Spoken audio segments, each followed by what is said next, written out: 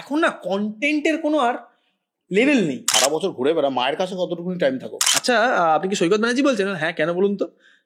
আপনি কি পাকিস্তান যাবেন? তো সাধারণত বিভীষণ এসেছিল রাবণের থেকে রামের কাছে, তুমি কে যে হচ্ছে তুমি রামের থেকে রাবণের কাছে গেলে? চোখের সামনে যখন আমি দেখছি, পুরো মনে হলো একটা বাচ্চা ছেলে, হাসি মুখে, গোটা গোটা চোখ, একদম সোজা। ওখানে কিন্তু বড় রাম নয়, ওখানে কিন্তু যেহেতু রাম জন্মেছে, মানে প্রভু রাম যেহেতু ওটা জন্মস্থান, একেবারে বাল্য রামলালা, এত সুন্দর ওই মূর্তি যিনি তৈরি করেছেন তাকে তো স্যালুট।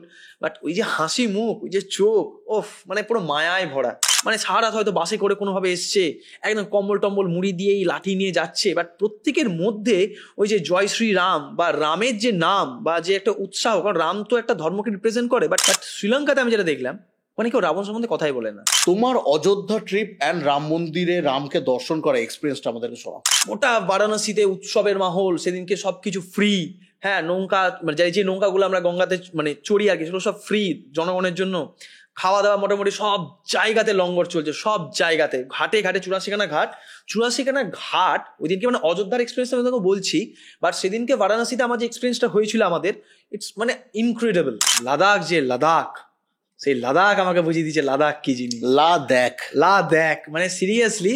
তোমার এখনো পর্যন্ত পাসপোর্টে কত স্ট্যাম্প পড়লো? একটু সাবধান থাকবে, 5 মাস থেকে। যে শ্রীলঙ্কা ঘুরতে গেলে একটা মানুষের মোটামুটি একটা লেভেল ভাবে খরচ কেমন হতে পারে, কতদিন লাগতে পারে, কিভাবে যেতে পারে? শ্রীলঙ্কার কোনো মানুষকে আমি দেখলাম না যে ওপেনলি আসে সিগারেট বিড়ি মানে স্মোক করতে।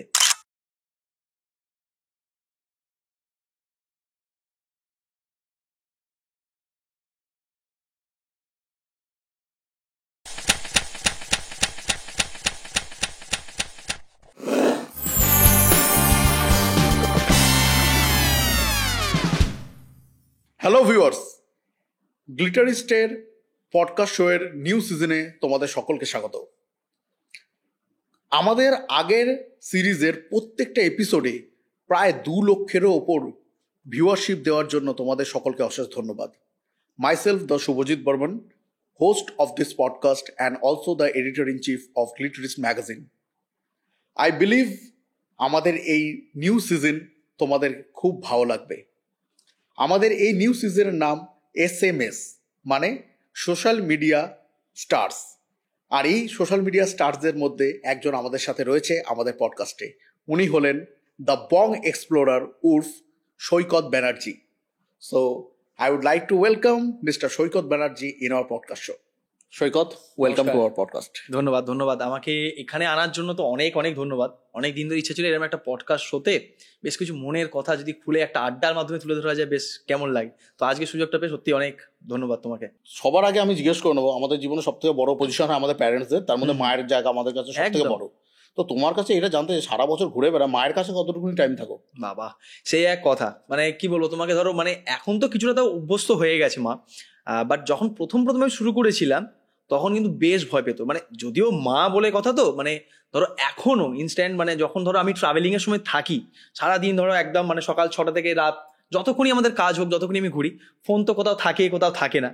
তো মাঝে মাঝে কিন্তু হোয়াটসঅ্যাপে আমি বুঝতে পারি যে মেসেজটা এলো মায়ের, ট্রেনের ধারে কিন্তু যাবি না, ধরো ট্রেনে যাচ্ছি, ট্রেনের ধারে কিন্তু বেশি ঝুঁকবি না, রাত্রিবেলা স্টেশনে নামবি না। তো এই জিনিসগুলো এখনো কাজ করে, আফটারঅল মা। বাট প্রথমের থেকে এখন বেশ কিছুটা অভ্যস্ত হয়েছে। বাট এখন যেহেতু এবার দেশ ছেড়ে বিদেশের বিভিন্ন দেশে পাড়ি দিতে শুরু করেছি একা বা কোনো বন্ধুকে নিয়ে, মানে খুব একটা গাইড তো কেউ থাকে না, ধরো কোনো ট্যুর এজেন্সির সঙ্গে সেরকম তো ব্যাপার না, আমি একাই যাই। তো সেখানে মায়ের টেনশন আরো বেশি বাড়তে থাকে। তারপর আবার সিমে কানেকশন পাওয়া যায় না, তো এই টেনশনটা থাকেই। মানে যতই বলি যে না তুমি চিন্তা করো না, আমি তো আছি, তো তাও ওই চিন্তাটা থাকে। বাট যখন যতটুকু সময় পারি বাড়িতে থাকি, মানে মায়ের কাছাকাছি থাকি। মানে সকালে ঘুম থেকে উঠলাম, মা কি করছো, ও মা কি রান্না করছো, কাজ করতে করতে বারবার গিয়ে আমি উঠি বসি, খুব চঞ্চল। তো এই যতটুকু সময় থাকি বাড়িতে একদম ফুল মায়ের সঙ্গেই কাছাকাছি থাকার চেষ্টা করি। তো এই আর কি, মানে এভাবেই চলে আর কি। বাহ, দারুণ ব্যাপার। সেম আমার ক্ষেত্রেও ঘটতো। হ্যাঁ, মানে আমি যখন প্রথম ট্রাভেল করা শুরু করি, ঠিক, তো 2018 প্রথমবার বাড়িতে বললাম যে আমি বাইক নিয়ে বেরোচ্ছি। হ্যাঁ, তো বাইক নিয়ে সিকিম যাবে, এটা বাবার কাছে অবাক করা ব্যাপার। আর আমার বাড়িতে সমস্ত ডিসিশন বাবারই চলে। আচ্ছা, এবার বাবা আমাকে বললো যে বাইক নিয়ে সিকিম, ভাবছি আর কি মারছি হতো। তো দেখছে জামা কাপড় যখন গুছিয়ে নিয়েছি, বাবা বলে তুই কি সিরিয়াসলি যাচ্ছিস? বলে হ্যাঁ। বলে যখন ডিসাইড করি যে আমি আর কি বলবো, বাট এটা কিন্তু ঠিক করছিস না। বলে বাবা আমি যাচ্ছি। বলে তাহলে আর কি বলবো, ভালো ভালো দুগ্গা করি। আর তো মানে কোনো উপায় নেই। মেনলি সাপোর্টটা কিন্তু খুব দরকারি, মানে মানে সব সব জায়গাতেই। বাট যেহেতু তুমি ঘরের বাইরে যাচ্ছ, তখন ফ্যামিলির যে ব্যাক সাপোর্টটা, এটা কিন্তু ভীষণ দরকার। মানে আমার ক্ষেত্রেও যেমন, তোমার ক্ষেত্রেও তেমন। আমি আশা করবো মানে যারা ধরো ট্রাভেল রিলেটেড বিভিন্ন ব্যবসাতে রয়েছে বা কাজে রয়েছে, তাদের ক্ষেত্রেও কিন্তু ফ্যামিলি ভীষণ দরকারি, ভীষণ। তো তুমি এক্ষুনি বললে যে দেশ বিদেশে ট্রাভেল করছো এখন, মানে বিদেশে যাওয়া তো এখন সত্যি বলতে আমাদের মতো মধ্যবিত্ত সমস্ত বাড়ির ছেলেদের একটা স্বপ্ন থাকে হ্যাঁ, যে আচ্ছা আমরা Actually, কবে বিদেশে যাবো। সত্যি। মেনলি একটা মানে এখনকার দিনে ইনস্টাগ্রাম অর্থী যে জিনিসটা হয়ে গেছে, পাসপোর্টে একটা স্ট্যাম্প পড়বে সেটা দেখাবো। তোমার এখনো পর্যন্ত পাসপোর্টে কটা স্ট্যাম্প পড়লো? দেখো মানে বয়সটা তো আমার খুব বেশি নয়, মানে ধরো 24-23 এরকম বয়স। তো এই বয়সে আমি কোনোদিন ভাবিনি অ্যাকচুয়ালি। ওই যেমন মানে আমার গ্রামের বাড়ি, ঠিক আছে, গ্রামের বাড়ি থেকে যখন মানে যখন জন্মেছি বা যখন ওখানে খেলাধুলা করেছি, তখন কোনোদিন ভাবিনি এই সিনেমায় যে জায়গাগুলো দেখছি, সেই জায়গাগুলো আমি কোনোদিন নিজে কাজের সূত্রে তাও আবার যেতে পারবো। তো ছিল, ফ্যাসিনেশন ছিল। বাট এখনকার দিনে দাঁড়িয়ে কি বলতো, আমি যেটা দেখেছি, মানে এখন কিন্তু হাতের নাগালেই কিন্তু বিদেশ। মানে আগে যে একটা লেভেলের খরচের কথা ভাবা হতো, যে এই বাবা থাইল্যান্ড এত বিদেশে, মানে মেনলি কি আমরা সিনেমার মাধ্যমে তো থাইল্যান্ড বা এই জায়গাগুলো দেখেছি এতদিন ধরে। একদম। সেই জায়গাগুলো কিন্তু এখন আমাদের স্পেশালি বাঙালি বা মানে ভারতীয়দের কাছে কিন্তু অনেকটা সস্তা হয়েছে, অনেক তুলনামূলকভাবে। তো সেই ফ্যাসিনেশনটা নিয়ে যে ও বা বিদেশ যাবো, হ্যাঁ অবশ্যই দেশের বাইরে বেরোনো একটা ইচ্ছা। বাট এখন অবধি তুমি যদি বলো স্ট্যাম্প, মোটামুটি চারটে দেশের স্ট্যাম্প পড়েছে আপাতভাবে। বাট ইচ্ছা আছে যে একটা বড় কিছু করার, যেটা মানে পাসপোর্টের স্ট্যাম্প পড়তেই থাকবে এরকম একটা ব্যাপার। দেখা যাক কতটা কি ভাগ্য সাথ নিউ দেয়। পাসপোর্ট অ্যাপ্লাই করতে হবে। হ্যাঁ, নিউ পাসপোর্ট অ্যাপ্লাই করতে হবে খুব তাড়াতাড়ি। দেখা যাক কি চলে। বাট ইচ্ছা তো অনেকগুলোই আছে। বাহ, রিসেন্ট তোমার ট্রাভেল দিয়ে আমি শুরু করি তাহলে। 22শে জানুয়ারির আমি কথা তোমায় বলবো। আরে 22শে বাবা। জানুয়ারি আমাদের সারা ভারতবর্ষের জন্য একটা খুব রিমার্কেবল দিন হয়ে গেল। সত্যি তাই, রাম মন্দিরে স্থাপন হলো। একদম। তো সেই রাম মন্দিরে তুমি পৌঁছালে 23শে জানুয়ারি। 23শে জানুয়ারি। তোমার অযোধ্যা ট্রিপ অ্যান্ড রাম মন্দিরে রামকে দর্শন করা এক্সপিরিয়েন্সটা আমাদেরকে শোনাও। কিছু কিছু জিনিস কি থাকে বলো তো, মানে ওটা যদি ভগবান তোমাকে সাথ না দেয়, তুমি ওই জায়গায় কোনোদিন পৌঁছাতে পারবে না। এই জিনিসটা ট্রাভেলের সময় বিভিন্ন জায়গায় ফেস করেছি। বাট ওই সময় কি হয়েছিল, 22 তারিখ তো উদ্বোধন। তো আমরা মোটামুটি প্ল্যান করেছিলাম যে 22 তারিখে আমরা একদম উদ্বোধনের দিন ওখানে গিয়ে পৌঁছাবো, দর্শন করবো একেবারে উদ্বোধনের সময়, কারণ আমরা জানতাম যে প্রধানমন্ত্রী আসবে। বাট কিছু সপ্তাহ আগে আমরা শুনলাম যে ওই দিনকে সমস্ত কিছু সব বন্ধ, মানে কোনো বাইরের টুরিস্ট অ্যালাউ করবে না। জাস্ট যারা লোকাল এবং যাদের কাছে কার্ড রয়েছে তারাই শুধুমাত্র আসবে, তাছাড়া কেউ থাকবে না। তো সে আবার পুরো একদম মানে ট্রেনও পুরো বন্ধ করে দিয়েছে, অযোধ্যার মধ্যে কোনো ট্রেন যাচ্ছে না ওই এক সপ্তাহ আগে থেকে 26 তারিখ অবধি। একটা বিশাল বড় চিন্তা ছিল যে কি হবে। তো আমাদের পুরো প্ল্যান রিশিডিউল হলো যে কি করা যায়। তো আমরা ভাবলাম যে বারাণসীতে একদিন থাকবো, মানে 22 তারিখ আমরা বারাণসীতে থাকবো। দেন অযোধ্যা যাওয়ার জন্য আমরা একেবারে 23 তারিখ মাঝরাতে বেরোবো, যাতে একেবারে সকাল সকাল আমরা গিয়ে পৌঁছাই এবং একটুখানি চান টান করে মানে পুজো দেবো, অবশ্যই ঠাকুরের দর্শন করবো। তো সেইটা মাথাতে ছিল এবং সেই ওয়াইজ এবার লাস্ট মোমেন্টে একদম জাস্ট 2 দিন আগে যাওয়ার আমরা পুরো প্ল্যান রিশিডিউল করি, আমার সঙ্গে যে ছিল অর্পণ বলে। তো তারপরে আমরা বারাণসীতে ছিলাম। ওই জায়গায় গিয়ে বুঝেছিলাম যে মানে একটা এই যে লেভেলে ক্রেজ, সেটা কোন লেভেলে যেতে পারে মানুষের কাছে। রাম মন্দির যেটা আমাদের কাছে এটা হিন্দু ধর্মের মানুষের কাছে একটা বিশাল বড় আবেগের জায়গা, প্রায় 500 বছরের আবেগের জায়গা, সেটা ওই দিন প্রধানমন্ত্রীর উদ্বোধনের মাধ্যমে বেরোচ্ছে গোটা দেশের মানুষের কাছে। গোটা বারাণসীতে উৎসবের মাহল, সেদিনকে সবকিছু ফ্রি।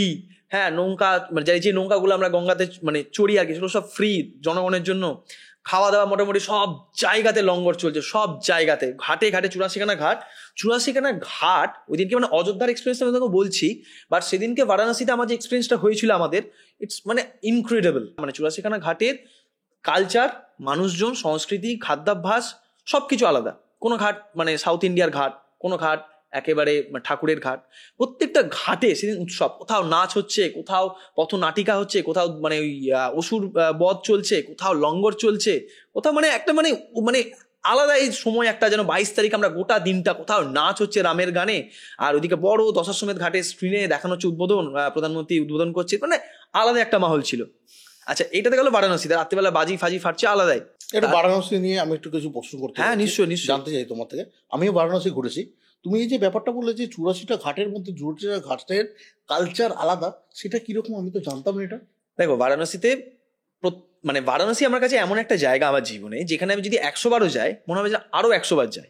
কারণ ওখানে তোমার ওই মানে শহরটা, আমি এত শহর ঘুরেছি তো, বাট ওই জায়গায় গেলে তুমি আজকে 2024-এ AI এর যুগেতেও তুমি যদি বারাণসী থেকে পৌঁছাও, তুমি মনে হয় যেন টাইম ট্রাভেল করে প্রায় 100 বর্ষ পিছনে চলে গেছো, যেখানে সময় এখনো থমকে।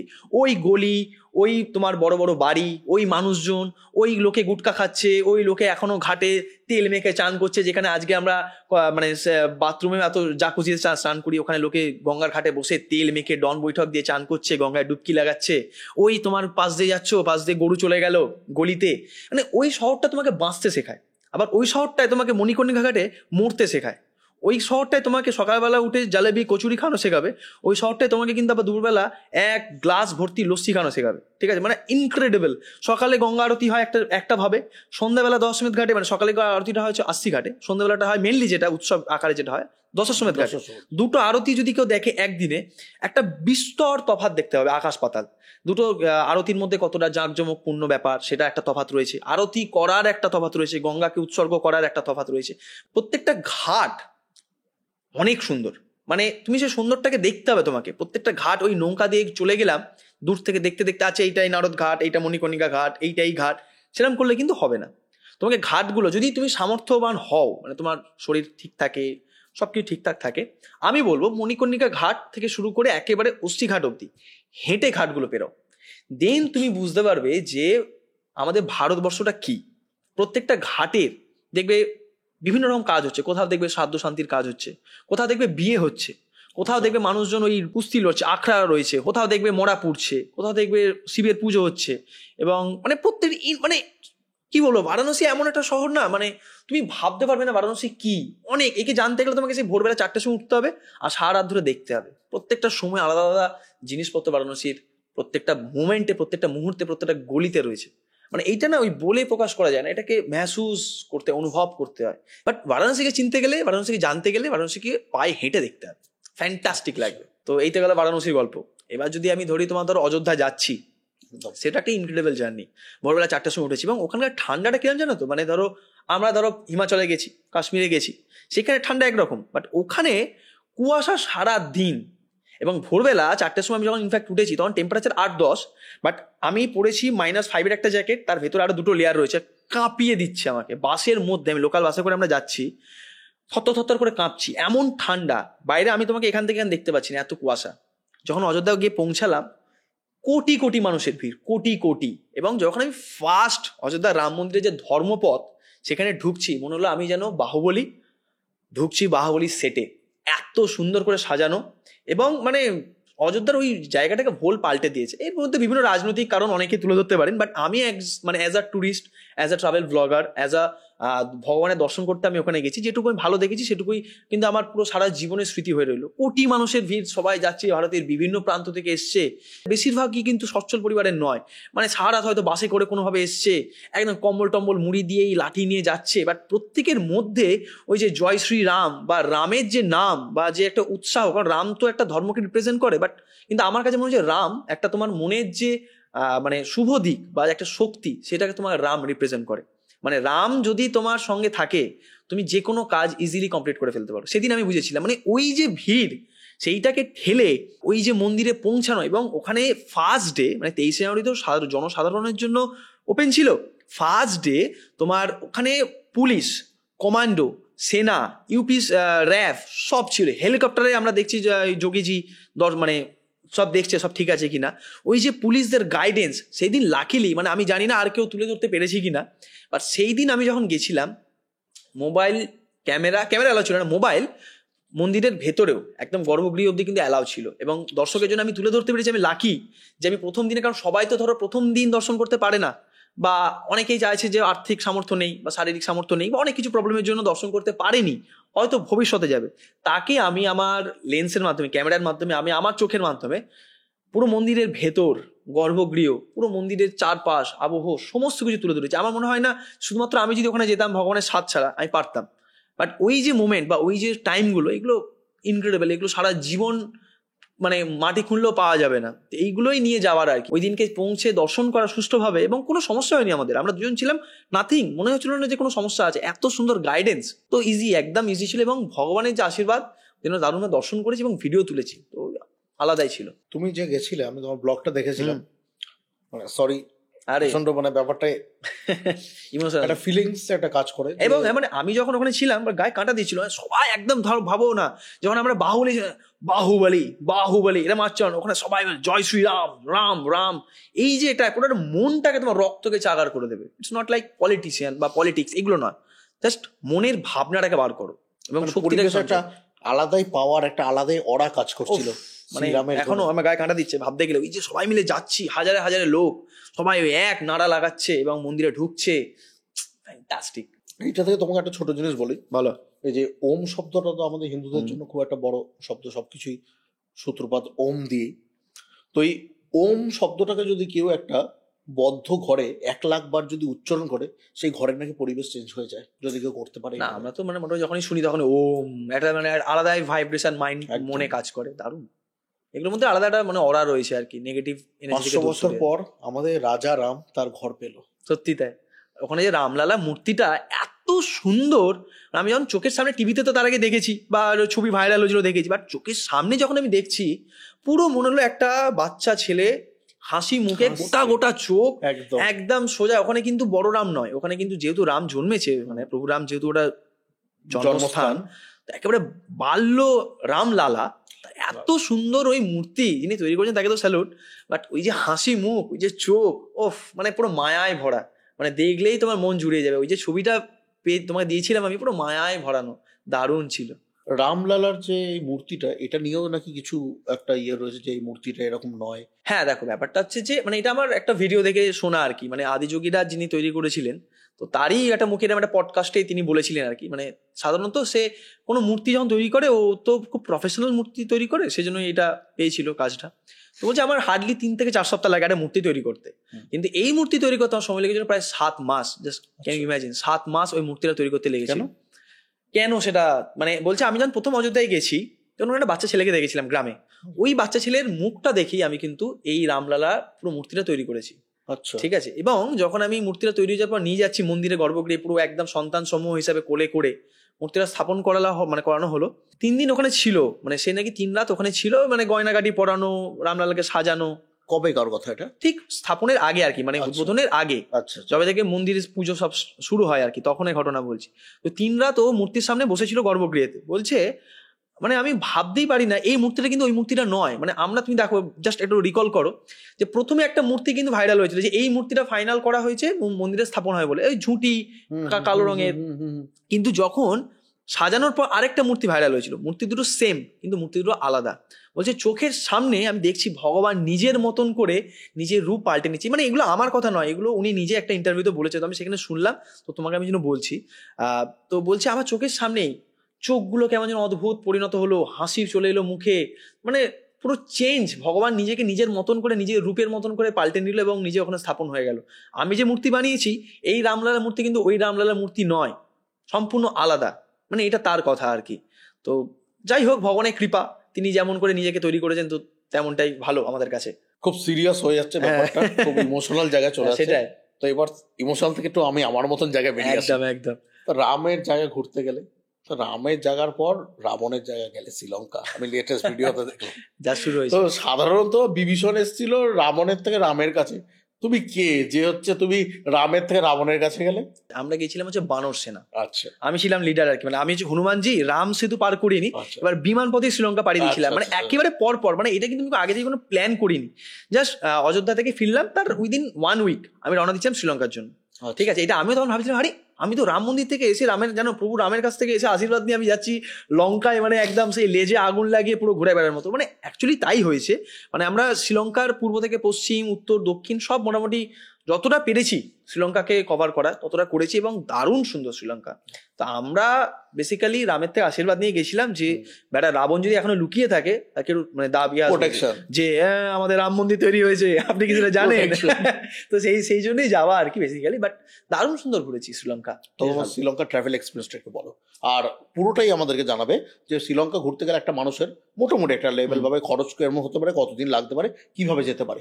দেখো বেসিক্যালি এখন আমরা বাঙালিরা কিন্তু আস্তে আস্তে করে, তুমি দেখো যদি আগে আমরা কাশ্মীর লাদাখ এদিকে কন্যাকুমারী এদিকে নাগাল্যান্ড এদিকে রাজস্থান অব্দি সীমাবদ্ধ ছিলাম বেশিরভাগ বাঙালি, এখন কিন্তু মধ্যবিত্তরা আস্তে আস্তে করে বাইরে যাওয়া শুরু করেছে। অল্প অল্প বিস্তর, মানে ইউরোপে চলে যাচ্ছে মনে হয়, থাইল্যান্ড অনেক সস্তা হয়েছে, শ্রীলঙ্কাও কিন্তু বেশ খানিকটা সস্তা হয়েছে, এখন আবার ভিসা ফ্রি। তো তার জন্য শ্রীলঙ্কা যদি আমি ঘুরতে যাই, মোটামুটি ধরো তোমার 10-11 দিন এনাফ, ঠিক আছে, সস্তায়, বেশ খানিকটা সস্তায়, মানে 50,000-এর মধ্যে তোমার মোটামুটি সস্তায়, তুমি যদি বাজেটে ঘুরতে চাও ফ্লাইট নিয়ে হয়ে যেতে পারে, সস্তায় যদি ঘুরতে চাও। আমাদের ট্রাভেল এক্সপিরিয়েন্স ছিল বেশ ভালো, মানে আমরা একদম রাজধানী কলম্বো দিয়ে শুরু করেছিলাম, তারপরে কলম্বো থেকে আমরা গেছিলাম সিগেরিয়া, তারপর আস্তে আস্তে করে ক্যান্ডি, এল্লা, নোয়ারা এলিয়া, তার বিচে বিচ পার্ট, মেরিসা, হিক্কাডুয়া, বিভিন্ন জায়গায় ঘুরেছিলাম। সব থেকে যেটা ভালো লেগেছিল, শ্রীলঙ্কা প্রচুর সবুজ, খালি সবুজ, নারকেল গাছ তো অজস্র নারকেল গাছ, ঠিক আছে, তাছাড়াও যেহেতু পুরো ট্রপিক্যাল রিজিয়ন, পুরো সবুজে সবুজ, মনে হলো সবুজের সাম্রাজ্যে এসে গেছি। আর ওখানে সব রয়েছে, চারিদিকে বিচ রয়েছে, পাহাড় রয়েছে, রামায়ণের সঙ্গে যুক্ত সমস্ত কাহিনী রয়েছে, আবার সিটিস্কেপ তো রয়েছেই, পাহাড়ে এমন এমন জায়গা রয়েছে যেটা পুরো আমাদের দার্জিলিংয়ের মতো ঠান্ডা, বিচ রয়েছে। আর সব থেকে যেটা আকর্ষণীয় লেগেছিল, আমাদের মন কেড়ে চলেছে ওখানকার মানুষের সিভিক সেন্স, আচ্ছা, দেখার মতন। মানে ওখানে কিন্তু তেমন কোনো ট্রাফিক সিগন্যাল নেই, মানুষ তুমি যদি দেখে যে দূর থেকে আমি পেরোচ্ছি রাস্তায়, অটোমেটিক যে কোনো গাড়ি সে কিন্তু দাঁড়িয়ে যাবে, ঠিক আছে, অটোমেটিকলি দাঁড়িয়ে যাবে। এবং প্রত্যেকটা ইচ অ্যান্ড এভরি মানুষ, ওখানে তো বিভিন্ন ধর্মের মানুষ রয়েছে, সিংহলি মানুষ রয়েছে, হিন্দু মানুষ রয়েছে, বৌদ্ধ রয়েছে, খ্রিস্টানও রয়েছে, প্রচুর বিভিন্ন ধর্মের মানুষ রয়েছে, ইচ অ্যান্ড এভরি ওয়ান প্রত্যেকে কিন্তু ওখানে হেলমেট পরে গাড়ি চালায়, মানে বাইক চালায়। তার মানে এই জিনিসগুলো যখন মেনটেন করছে তারা, আমার মনে হয় ওখানে শিক্ষিতের হার অনেক বেশি। দেখো এগুলো শিক্ষার থেকে হচ্ছে মানুষের মনের শিক্ষা, এগুলো তো পুঁথি থেকে তুমি পাবে না। সিভিক সেন্স ওখানে কিন্তু কেউ ওপেনলি, শ্রীলঙ্কার কোনো মানুষকে আমি দেখলাম না যে ওপেনলি আসে সিগারেট বিড়ি মানে স্মোক করতে, সিরিয়াসলি, এমনকি টয়লেট করতেও দেখিনি। ভাবো আমাদের এখানে তুমি যাও, মানে এই কম্পারিজনগুলো না, যখন ধরো ভিডিওতে বলি, মানুষ ভাবে আমি আমার দেশকে ছোট করছি, কিন্তু না, অ্যাকচুয়ালি আমি চাই আমার দেশ আরো এগোক, এবং বাইরের দেশে মানুষের যে সিভিক সেন্স এবং যে কালচার, সেটা যদি আমরা রপ্ত করি, ভারত তো এমনি সমৃদ্ধ, আরো আমরা ভালো মানে করতে পারবো ভবিষ্যতে, ঠিক না? ঠিক না? সাধারণত দেখো, ভারতবর্ষের তুমি যদি কোনো সিটি, কোনো সেন্ট্রাল জায়গায় যাও, সেখানে কিন্তু তুমিও ওপেনলি টয়লেট করতে পারবে না। সিটি নয়, তুমি ওখানে যে কোনো জায়গায়, মানে এমনকি আমি বলছি, আমরা পাড়া পাড়া দিয়ে যাচ্ছিলাম, মানে ধরো আমাদের যেমন ধরো উত্তর কলকাতা পাড়া বা দক্ষিণ কলকাতা পাড়া, ট্রেকিং করছি, তো জঙ্গলে দাঁড়িয়ে একটু টয়লেট করে নিলাম, কেউ না, কেউ করে না। না, এমনকি ওখানে কেউ প্লাস্টিক অব্দি ফেলেন রাস্তায়, কোনো গ্রামের রাস্তাতে, কোনো পাড়ার রাস্তা, গলিতে, সরু গলিতে আমি একটা নোংরা দেখতে পেলাম না। গাড়ির ধুলো ফুলো ঠিক আছে, প্লাস্টিক ফেলা, সিগারেট ফেলা, আমরা যেমন ফেলে দিই, খেলাম খৈনি ফেলে দিলাম, সিগারেট প্যাকেট ফেলে দিলাম না, বোতল খেলাম, জলটা খেলাম ফেলে দিলাম না, প্রত্যেক মানুষ নির্দিষ্ট জায়গায় রাখে। শ্রীলঙ্কাতে রাবণের ভ্যালুটা কি? অ্যাজ আ গড দেখে নাকি ইভিল বলে দেখে? দেখো আমাদের কাছে রাবণের একটা মানে ভাবনা রয়েছে, রাবণ এই করেছিল। না, এখনকার দিনে তো আমি তো দেখছি আমাদের প্রচুর মানুষ রাবণকে প্রচন্ড ডিফেন্ড করছে, কেন ও নাকি ব্রাহ্মণ ছিল, হ্যাঁ ছিল, অনেক বড় হিন্দু ছিল, তো প্রচন্ড তার কথা লয়াল ছিল, হ্যাঁ এইগুলো ছিল। কিন্তু আমি আমার দিক থেকে, আমার চোখের নজরের দিক থেকে যেটা মনে হয় যে আজকে ওসামা বিন লাদেনও খুব শিক্ষিত ছিল, এডুকেটেড ছিল। তো আমরা কি কখনো আজ থেকে 500 বছর পর ওসামা বিন লাদেনকে কি আমরা ইয়ে করব, মানে ওদের পাশে দাঁড়াবো যে হ্যাঁ লাদেন তো অ্যাটলিস্ট এডুকেটেড ছিল? বা অনেক আজকে দেখবে অনেকে অতীতকালে এক একজন অনেক বড় বড় টেররিস্ট যারা ছিল বা অনেক বড় বড় নৃশংস লোকজন ছিল, হিটলার কত ভালো ছবি আঁকতো তুমি জানো? সেটাই। তাহলে আজকে হিটলারকে আমরা গার্ড করা শুরু করবো? ওনার নীতি কিছু ভালো হতেই পারে, ঠিক, তাই না? কিন্তু এখনকার দিনে দেখছি রাবণকে সবাই খুব প্রোটেস্ট করছে। আজকে রাবণ যে আজকে যে বাল্মীকির যে রামায়ণ, সেটাই তো আসল রামায়ণ হিসেবে ধরা হয়। তো বাল্মীকির রামায়ণ অনুযায়ী রাবণ ছিল প্রচন্ড অ্যারোগেন্ট, ইভেন প্রচন্ড মানে প্রচুর, মানে সীতাকে যে বলে, যে লোকে বলে সীতাকে নিয়ে গিয়ে কিছু করেনি, সেটার পেছনে অনেক জাস্টিফিকেশন আছে যে ও জানতো যে এটা ওর অভিশাপ আছে, সীতাকে যদি ও কিছু করে, যদি টাচ করে তাহলে ধ্বংস হয়ে যাবে। একদম। এটার বইয়ের সম্ভবত বইয়ের থেকেই, মানে যে স্ত্রী ছিল তার থেকেই এই অভিশাপটা ছিল যে পরস্ত্রীকে শুধু টাচ করতে পারবে না। বাট শ্রীলঙ্কাতে আমি যেটা দেখলাম, মানে কেউ রাবণ সম্বন্ধে কথাই বলে না। দ্যাটস দ্য পয়েন্ট, ওরাও রাবণকে কিন্তু হেটের নজরেই দেখে। এবং মানে যদি আমি একটু পুরাণে যাই, যে রাবণ যে কাজটা করেছে, আমরা যেটা পড়েছি, যদি সেটা করে থাকে, তাহলে সেটা কি, সেটার জন্য আজকের শ্রীলঙ্কার মানুষজন কিন্তু বেশ মানে আক্ষেপপূর্ণ এবং মানে লজ্জাও লাগে আর কি, যে এই কাজটা কি আমাদের দেশে কেউ করতে পারে। তো সেই জন্য কথাই বলে না। এবং আমরা যখন যেচে বলছি, আচ্ছা রাবণকে এখানে কি রাবণ মা সীতাকে লুকিয়ে রেখেছিল, কথাটাকে সম্পূর্ণ ঘুরিয়ে দিল। মানে আমরা তো অশোক বনেও গেছিলাম, যেখানে মা সীতাকে আটকে রেখেছিল, কিংবা রাবণাস কেভে গেছিলাম, যেখানে প্রথম ভারত থেকে সীতামাকে শ্রীলঙ্কায় নিয়ে গিয়ে ওখানে গুহার মধ্যে আটকে রেখেছিল দীর্ঘদিন, এবং সেই ঝর্ণার জলে মাকে স্নান করানো হতো। কেউ কোনো কথা বলছে না রাবণ নিয়ে, ইটস নট ওকে, এরকম। মানে রাবণের সম্বন্ধে কেউ কথা বলতে ইচ্ছুকই নয়। What about Ram? রামের ওখানে মূর্তি রয়েছে, যে অশোক বনের মানে যে বাটিকা, অশোক বাটিকা বা অশোক বন, সেই যে অশোক বনের যে মন্দিরটা সীতামায়ের, ওটাকে বলে সীতামা টেম্পল, ওখানে অশোক বন বলে না, ওখানে সীতামা টেম্পল। আচ্ছা, তার বাইরে কিন্তু রাম, সীতা, লক্ষ্মণ দাঁড়িয়ে যাচ্ছে এবং সামনে হনুমান বসে প্রণাম করছে, যেমন আমরা দেখি রাখি। সেই মূর্তি কিন্তু বেশ ভালো দামি মূর্তি স্থাপন করা রয়েছে, কিন্তু রাবণের মূর্তি, রাবণের মন্দির বা রাবণের নাম কোথাও আমরা পাইনি 11 দিনে, কোথাও পাইনি, কারণ মানে কোনো মানুষের মুখ থেকেও শুনিনি, আর কোথাও আমরা দেখিও নি তেমন। তাহলে কিন্তু এইভাবে বোঝা যাচ্ছে যে একজন রাবণ নিজেকে শ্রীলঙ্কার রাজা বললেও সে কিন্তু সম্মানিত রাজা নয়। এইটা বলা খুব মুশকিল, মানে এইটা তখনকার দিনে কি ছিল, যেমন আমরা রাবণের সোনার যে লঙ্কা, সেই লঙ্কার উপরেও কিন্তু আমরা উঠেছিলাম, ঠিক আছে, সেটা নিয়েও বিভিন্ন মানে ব্যাখ্যা রয়েছে। যেখানে রাবণের কি কি এক্সিস্টেন্স তুমি পেয়েছো শ্রীলঙ্কা রাবণের? রাবণাস কেভ পেয়েছি, যেখানে রাবণ মা সীতাকে লুকিয়ে রেখেছিল। আচ্ছা, রাবণা ওয়াটারফল, যেখানে রাবণের স্ত্রী ওপরে উঠে স্নান ঘর যেটা রয়েছে, মানে রাবণা কেভেতে বলছো না রাবণা ওয়াটারফল? ওপরে পাহাড়ে প্রায় হচ্ছে তোমার 80 মিটার ওপরে উঠতে হয়। 80 মিটার, ওটা হচ্ছে তোমার সিগিরিয়াতে, ওটা হচ্ছে রাবণের লঙ্কা। কেউ বলে ওটা রাবণের লঙ্কা, কেউ বলে শ্রীলঙ্কার রাজা কাশ্যপ, সেই কাশ্যপ প্রায় 500 বছর না 600 বছর ওখানে রাজত্ব করেছে, সেইটা তার। মানে অ্যাকচুয়ালি বলা হয় যে কুবের বোধহয়, আই থিঙ্ক আমি যদি ভুল না করি, রাবণের দাদা বা সামথিং কেউ ছিল, কুবের যে সোনার কুবের বলে, মানে যে ধন কুবের, সে কিন্তু সোনা দিয়ে পুরো এই লঙ্কাটা, সিগেরিয়া একটা বিশাল পাথর, বিশাল উঁচু, তার উপরে উঠতে হয়। তো সেখানে একটা জলের কেস রয়েছে, যে জলটা তখন ইউজ করা হতো, তো সেইটা নাকি কুবের সোনা দিয়ে মুড়িয়ে দিয়েছিল, এমন বিভিন্ন রকম কাহিনী রয়েছে। তো এই আর কি, মানে সেখানেও আমরা গেছিলাম, সেখানে রাবণের এক্সিস্টেন্স বলতে কি ব্যবহার হতো, সেই জিনিসগুলো আর কি। মানে ওর যেখান থেকে হচ্ছে রথটা উঠতো, ওই মানে ওই উপরে যেখানে ল্যান্ড করেছে, বলা হয় যে এখানে নাকি আগে ওই কি যেন নাম ছিল রাবণের রথটা, আমি ভুলে গেলাম, এই মধ্যে পেটে আসছে মুখে আসছে না, তো সেটা নাকি ওখানে গিয়ে ল্যান্ড করে, যেরকম সীতামা যেটাতে করে নিয়ে এসেছিল। তো এই আর কি, এইগুলোই শ্রীলঙ্কাকে ঘোরার চোখে দেখুন, গল্প শোনা হলে শুনুন, অত রাবণ এখানে এই করেছিল, রাবণ ওখানে ওই করেছিল না জানা। এখন মানুষের কাছে সব থেকে ইন্টারেস্টিং পয়েন্টটা হয়ে গেছে, তুমি দেখবে এখন হচ্ছে মানে হিন্দু লোকেদের মধ্যে একটা জিনিস দেখেছে, ট্রাভেল করা মানে মেনলি তারা কন্টেন্ট বার করার জন্য, মেনলি কিন্তু এই ধর্মের জিনিসগুলো, ধর্মের স্টোরিগুলো, ধর্ম তো বরাবরই বিকিয়েছে, ধর্ম এখনো সেই বিকোচ্ছেই আর কি, সেই হচ্ছে কথা। এইগুলো বেশি আবার ডিপ না যাওয়াই ভালো। বাট আমার মনে হয় অ্যাজ এ ট্রাভেল ব্লগার, আমি যে মানুষকে নিয়ে ঘুরি, ঘোরার চোখে ঘুরুন না, ভালো লাগবে, এই দুনিয়ার সব জায়গায় ভালো। ট্রাভেল, ইন্টারন্যাশনাল ট্রাভেল যারা করেনি তাদের জন্য, তারা কিভাবে একটা ইন্টারন্যাশনাল ট্রাভেল করতে পারে সেই সাজেশনটা দাও। এখন ইন্টারন্যাশনাল ট্রাভেল করা খুবই সোজা, যেমন আগেই বললাম তোমাকে, জাস্ট একটা তোমার কাছে পাসপোর্ট লাগবে, এবং এখন তো বহু দেশ ইন্ডিয়া থেকে ঘুরতে যাওয়ার ভিসা ফ্রিও হয়ে গেছে, সেক্ষেত্রে ভিসার অনেক দেশে ঝামেলাটা নেই। মানে কি ডাইরেক্ট আমরা ফ্লাইটের টিকিট বুক করলাম, ওই দেশে গিয়ে নামলাম। অনেক জায়গায় থাকে কি, মানে ধরো অন অ্যারাইভাল ভিসা, সেইখানে কি হয়, তোমাকে এখানে কিছু চেক হবে না, ভিসা তোমাকে করতে হবে না। ই ভিসা কি হয়, পাসপোর্টটা তোমার থাকলো, জাস্ট তুমি টিকিটটা কাটলে, কিছু যদি ডকুমেন্টস তো আই থিঙ্ক ফিল আপ করতে হয় না, যদি ফিল আপ করতে হয় ওদের সাইডে গিয়ে ফিল আপ করলে, এবার তুমি যখন ধরো থাইল্যান্ডে গিয়ে নামলে, সেখানে গিয়ে ইমিগ্রেশনের ওখানে তোমার ভিসা একটা স্ট্যাম্প মেরে দেয় যে তুমি অ্যারাইভ করলে আর কি, জাস্ট এইটা। আর যদি অনেক দেশে আছে যেমন ভিসা করাতে হয়, টাকা দিয়ে ভিসা লাগে, বা ই ভিসাতে অনেক সময় টাকা লাগে, ঠিক আছে, ভিসা করাতে একটা ঝামেলা, ভিসা না করা, এখন অনেক দেশে ভিসা ফ্রি হয়ে গেছে, অনেক দেশে ভিসাই লাগছে না, যেমন শ্রীলঙ্কাতে গেলাম আমাদের ভিসা লাগলো, জাস্ট ইটিএ লাগলো, ইটিএটাই ওখানকার ভিসা, যেহেতু ইটিএটা কি জিনিস, কিরকম? ইলেকট্রনিক ট্রাভেল অথরাইজেশন, জাস্ট ওই কাইন্ড অফ ভিসার মতোই আর কি, মানে অনেক জাস্ট একটা ফর্ম ফিল আপ করতে হয়, একটা কাগজ আর কি, জাস্ট এইটা, আর কিছু নয়। এখন বিদেশ ভ্রমণ কিন্তু অনেক সোজা, মানে চাইলেই আপনি বিদেশ ঘুরতেই পারেন আপনার হাতে না গেলে। অনেক দেশে তো আবার কাজাকিস্তান বা ওই দিকটাতে এখন অনেকটা ভিসা ফ্রি হয়েছে, যেখানে ভিসাই লাগে না। আজারবাইজান ওই দিকটা হয়েছে, আবার এদিকে মালয়েশিয়া হয়েছে, থাইল্যান্ড হয়েছে, ভিয়েতনাম হয়েছে, এখন অনেক, কম্বোডিয়া, অনেকগুলো দেশ, মানে ইন্ডিয়াকে সারাউন্ডিং অনেকগুলো দেশ এখন মানুষের জন্য ভিসা ফ্রি এবং খরচ তুলনামূলকভাবে কম। জাস্ট টিকিট কাটুন, প্ল্যানটা আমার মনে হয় যেটা ট্যুর প্ল্যান, সেটা একটুখানি ঠিকঠাক ভাবে করুন, দ্যাটস ইট। ইজিলি মালদ্বীপ কবে যাচ্ছি ওরকম ভাবে কিছু নেই, তবে এখন যা লাক্ষাদ্বীপ মালদ্বীপ ট্রেন্ড উঠেছে, এবার ভাবতে হবে যে মালদ্বীপ যাওয়ার আগে যে দর্শক কিভাবে নেবে আর কি, মানে আমাদের তো পুরোটা দর্শক কিভাবে নিচ্ছে সেটার উপর বেস করে তৈরি করতে হয়। তো লাক্ষাদ্বীপ না মালদ্বীপ কোনটা দেখা যাক, আমার পার্সোনালি ইচ্ছা আমার লাক্ষাদ্বীপে যাওয়ার, মালদ্বীপ যদি যাওয়ার ইচ্ছে মানে হয় ভাগ্য, নিশ্চয়ই, কেন যাবো না। তোমার কিউএন এর একটা ভিডিও আমি দেখেছিলাম তোমার চ্যানেলে, সেই কিউএন এর ভিডিওতে তুমি 2022 মেবি, হ্যাঁ মানে 100K মনে হয় তখন হয়েছিল, মনে সম্ভবত 22 এর ওই কিউএন এতে তুমি বলেছিলে লাদাখ সেই সময় ছিল তোমার ড্রিম ডেস্টিনেশন। লাদাখও তুমি গেলে তোমার ড্রিম ডেস্টিনেশনে, এক্সপিরিয়েন্সটা কেমন ছিল একটু ডিটেলসে আমাদেরকে বলো।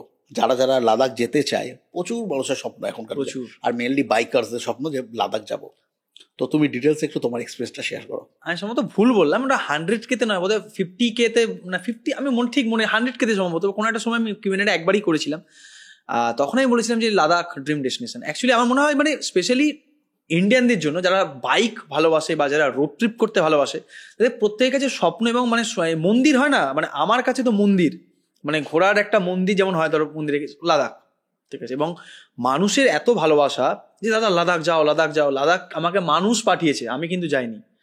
লাদাখ আমি গেছি ওভাবে, বাট লাদাখ যখন আমি গেছি, লাদাখ যে লাদাখ, সেই লাদাখ আমাকে বুঝিয়ে দিয়েছে লাদাখ কি জিনিস। লাদাখ মানে সিরিয়াসলি অসাধারণ, স্পিচলেস হয়ে গেছিলাম। মানে ধরো লাদাখের আমরা যে পার্টটা দেখি, সে লাদাখের ওই পার্টটা সুন্দর, তার থেকেও সুন্দর রয়েছে, এইটা ভেবে আমি আরো অবাক হয়ে গেছিলাম যেখানে যেখানে গেছি আমি। মানে স্পেশালি আমি বলি, লাদাখে আমি যখন গেছি, মানে একটা জিনিস হয় না, মানুষ বলে, খুব বলে যে দাদা তোমার সাথে ঘুরতে যাবো। দাদা আরে এত ঘুরছো, আজকে লাদাখ, কালকে কাশ্মীর, কালকে এখান, কালকে ওখান।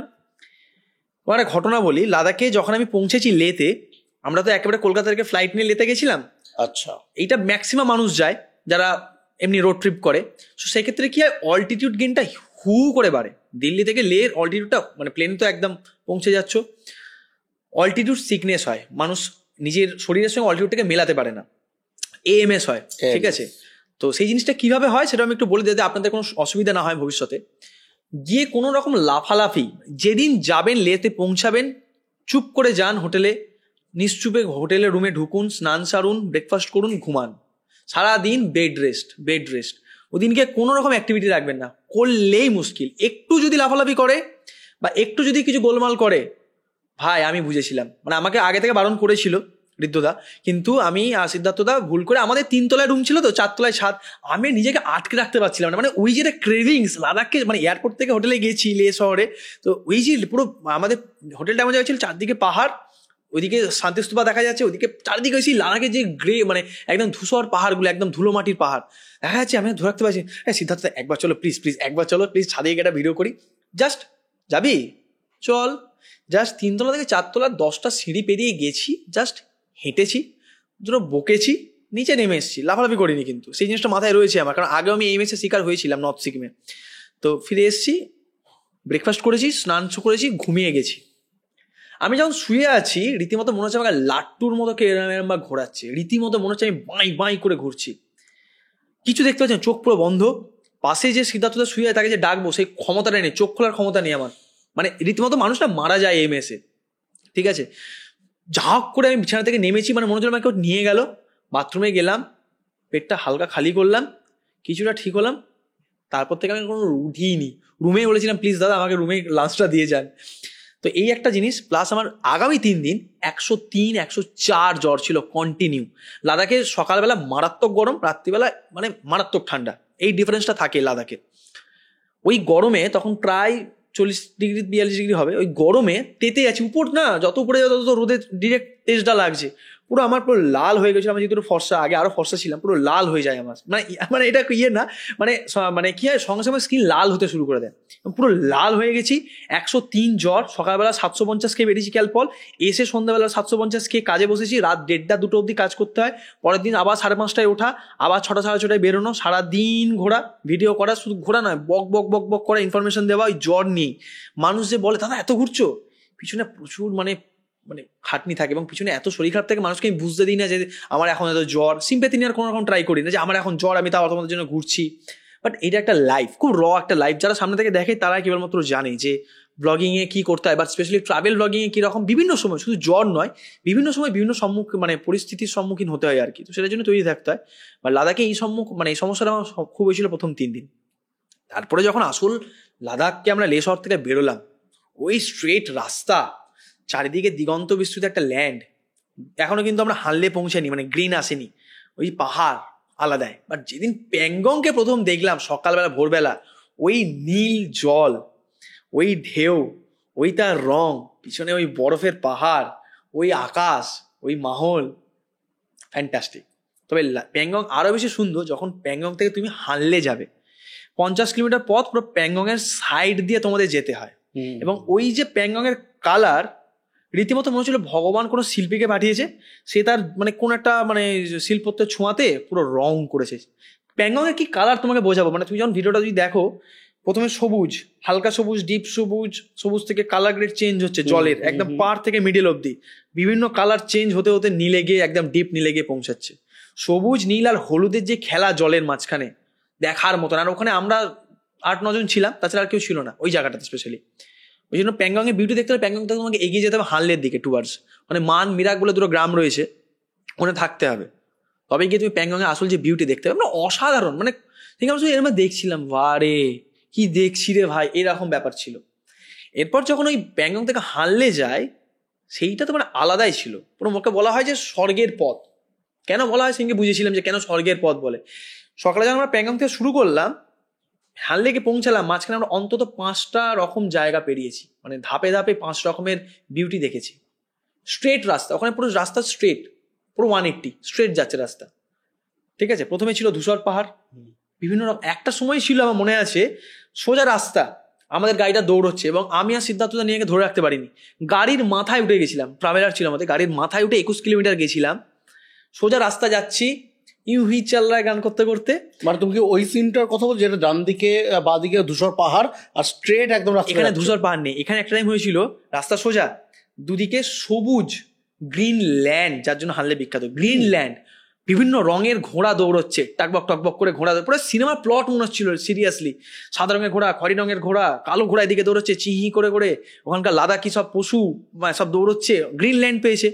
আর একটা এমন ছিল, আমার পুরো সারাউন্ডিংসে 7টা রঙের পাহাড়, 7টা রঙের পাহাড় আমি দেখতে পাচ্ছি, আর সামনে সোজা রাস্তা, 7টা রঙের পাহাড় অ্যাট ইনস্ট্যান্ট একটা টাইম, ঠিক আছে। এই হচ্ছে লাদাখ, উপরে নীল স্কাই, চারিদিকে খালি 7টা রঙের রামধনুর মতো বিভিন্ন রঙের, কোথাও লাল, কোথাও সবুজ, কোথাও খয়েরি, মানে বিভিন্ন রকমের পাহাড়, কি 6-7 রকমের পাহাড় রঙের, সামনে সোজা রাস্তা, দুদিকে সবুজ ল্যান্ড, ঘোড়া দৌড়চ্ছে, তার মাঝখান দিয়ে আমরা যাচ্ছি, পুরো মনে হয় যেন স্বর্গেই যাচ্ছি আর কি। এই জায়গাগুলো, তারপর হানলেতে যখন গিয়ে পৌঁছালাম রাত্রিবেলা, খালি চোখে আমি প্যাংগং থেকেও দেখেছি, হানলে থেকেও দেখেছি, গোটা গ্যালাক্সি, আমাদের মিল্কি ওয়ে গ্যালাক্সি কিন্তু হানলে প্যাংগং, এখান থেকে এতই পলিউশন কম এবং পরিষ্কার আকাশ, খালি চোখে তুমি মিল্কি ওয়ে দেখতে পাবে একদম পরিষ্কার। আমার একটা ছবি তোলা আছে আমার ফোনে, মানে ভাই প্রমোশন স্পেসেই বসে আছে, ফোনে চলে এসছে ওই ছবি। আরে তুমি খালি চোখে দেখতে পাবে, ফোনে ছবি তোলার দরকার নেই, তুমি খালি চোখে চোখটা একটু অ্যাডজাস্ট করে অন্ধকারে পুরো গ্যালাক্সিটা তুমি দেখতে পাবে, এখান থেকে গ্যালাক্সিটা পুরো এইদিকে যাচ্ছে, গ্যালাক্সি মিল্কি ওয়ে। এবং রাত্রেবেলা খালি চোখে নয়, তবে মানে একটু টেলিস্কোপ দিয়ে পরিষ্কার শনির যে বলয়টা, বৃহস্পতি এবং আরো বিভিন্ন নক্ষত্র গ্রহ আমরা দেখেছি। ওই যে বলে না যে তারা এদিক থেকে এদিক যাচ্ছে, আমরা যেটা ছবি ভিডিও দেখি, ওরকম দেখা যায়, দারুণ দেখা যায়, মানে অপূর্ব। হানলে ইজ লাইক মানে আনাদার ওয়ে, মানে স্টার মুভমেন্ট যেটা মানে তুমি খালি চোখে দেখতে পাবে। এবং প্রচুর ওই হলো না যে ধ্বংস, তারা খসে, মানে তারা খসে পড়া, প্রচুর দেখেছি এবং এত সুন্দর মাঝে মাঝে। এবং লাদাখ অনেকটা মহাজাগতিক তো, এবং ওখানে এমন এমন কিছু জিনিসপত্র রয়েছে এলিয়েন বা এই ধরনের রিলেটেড, ঠিক আছে। আমরা একদিন যাচ্ছিলাম সন্ধ্যাবেলা, হঠাৎ দেখি রাত্রের আকাশে, আমরা গাড়ি নিয়ে যাচ্ছি জঙ্গলের পথ দিয়ে, একটা জায়গায় হারিয়ে গেছিলাম আমরা, জঙ্গলের পথ দিয়ে যাচ্ছি, সামনে দেখি দূরে লাদাখের পাহাড়, পুরো অন্ধকার, কেউ কোথাও নেই, শুধু আমাদের গাড়ি যাচ্ছে। হঠাৎ দেখি আকাশের মাঝখানে 7টা আলো এরম করতে করতে করতে করতে যাচ্ছে। সামা ওটা কোনো স্যাটেলাইট হবে, বা সামা কোনো ওটা সায়েন্টিস্টদের কোনো রিসার্চ বা অন্য কিছু হতে পারে। তো এই জিনিসগুলো কিন্তু পুরো মহাজাগতিক। লাদাখকে সকালে একরকম লাগে, লাদাখ রাত্রিবেলা তোমরা যদি যে স্পেশালি জায়গা হানলে ফানলে রয়েছে, যেখানে ওয়ার্ল্ডের 2nd হাইয়েস্ট অবজারভেটরি রয়েছে, সেই জায়গাগুলো পুরো মহাজাগতিক, বড় বিশাল বড় বড় স্যাটেলাইটের মেশিন রয়েছে, মানে আলাদাই। মানে দিনে ঘুরে রাতে ঢুকে গেলে হবে না। না, হানলে প্যাংগং এগুলোকে রাতেও, আমরা ইনফ্যাক্ট হানলেতে প্রায় 2টো অব্দি জেগেছিলাম, না প্যাংগং আমরা প্রায় 1:30-2 অব্দি জেগেছিলাম রাত্রিবেলা, ঠান্ডা এরকম কাঁপছি। আর প্যাংগং তো পুরো লেক, তো পুরো হাওয়াটা রাত্রিবেলা চায়নার তরফ থেকে হাওয়াটা আসছে, আমরা কাঁপছি রীতিমতো, জ্যাকেট প্যাকেট পরে, আর ছবি তুলছি, আমরা লাইটের ছবি তুলেছিলাম, স্টারের ছবি তুলেছিলাম, বিভিন্ন রকম ভাবে আর কি, যেরকম নাইট ফটোগ্রাফি হয়, বড় বড় ক্যামেরা ছিল আমাদের কাছে। হানলেতে আমরা 1:30-2 অব্দি জেগেছিলাম, স্টারের মুভমেন্ট দেখেছিলাম, শনি। এই অপরচুনিটিটা তুমি থোড়ি না তুমি হাওড়া কলকাতা বসে পাবে, যে শনি দেখছো তুমি চোখের সামনে, শনির বলয়টা দেখছো, উপগ্রহগুলো দেখছো, বৃহস্পতি দেখছো, ওপেন পুরো গ্যালাক্সিটা দেখছো, এগুলো তুমি ওখানে পাবে না। তো ট্রাভেল করতে গেলে তোমাকে এই জিনিসগুলো দেখতে হবে। ওই চলে গেলাম বিকালে হোটেলে ঢুকে গেলাম, খেয়ে দিয়ে ভাত খেয়ে ঘুমিয়ে পড়লাম, হবে না। তোমাকে ভোরবেলা 5টায় উঠতে হবে সানরাইজ দেখার জন্য, আবার রাত্রিবেলা 1টার সময় শুতে হবে মানে তারা দেখার জন্য। এই জিনিসগুলো করতে হবে, তবে তুমি লাদাখকে চিনতে পারবে। আর লাদাখে বাইক নিয়ে যারা যায় তাদের কাছে স্বপ্ন, এবং এখন মধ্যবিত্ত থেকে শুরু করে লাক্সারি সমস্ত রকম বাজেটে যেমন লাদাখ ট্রাভেল হয়, লাক্সারিও ট্রাভেল হয়, বিভিন্ন রকমের ট্রাভেল হয় আর কি। তো সকলেই যেতে পারে, মানে স্বপ্ন খুব কাছেই আর কি, আমাদের একটু জাস্ট এগিয়ে যেতে হবে আর কি, এই ব্যাপার। মানে নিজেকে একটু পুশ করতে হবে। কতটা বাজেট রাখলে লাদাখ ঘোরা যেতে পারে কলকাতা থেকে? কলকাতা থেকে তুমি এবার যদি ট্রেনে যেতে হবে, তোমাকে ট্রেনে এখান থেকে তোমাকে যেতে হবে দিল্লি, বা ট্রেনে এখান থেকে যেতে হবে জম্মু তাওয়াই, জম্মু তাওয়াই থেকে লোকাল গাড়ি ধরে যেতে হবে শ্রীনগর থেকে আবার লোকাল বাস ধরে তোমাকে লে পৌঁছাতে হবে, কার্গিল, দ্রাস হয়ে। লোকাল ভাবে গেলে অনেক কম খরচায় 30-40 হাজার টাকার মধ্যে হয়ে যেতে পারে। বাট আমাদের যে প্যাকেজটা ছিল সেটা লে টু লে ছিল 30,000, এবার সিনেমা তোমাকে তো প্রিপারেশন নিতে হবে, তুমি বাজেটে ট্রিপ করছো, তুমি থাকবে ভালো জায়গায়, সেরকম তো হবে না। তোমাকে মেন্টাল, হ্যাঁ হোমস্টে বা কারো বাড়ি জায়গা থেকে গেলাম, লোকাল বাসে গেলাম, সেক্ষেত্রে টাইম অনেক বেশি লাগবে, দিন অনেক বেশি লাগবে, সেগুলো মাথায় রেখে হয়ে যায়। হ্যাঁ, লেতে এমনি হোমস্টে তোমার পাওয়া যায় পার ডে 1000 টাকার মধ্যে, খাওয়া দাওয়া নিয়ে আরো কমে পেয়ে যেতে পারো। লে শহর থেকে একটুখানি এগোলেই তার কমেও তুমি অফ সিজনে গেলে পেয়ে যাবে ভালো মতো। আচ্ছা আচ্ছা, রাফ জায়গায় গেলে একটু বাজেটটা তো দেখে নিতে, কারণ আমি 22 এর জুনে গেছিলাম লাদাখ।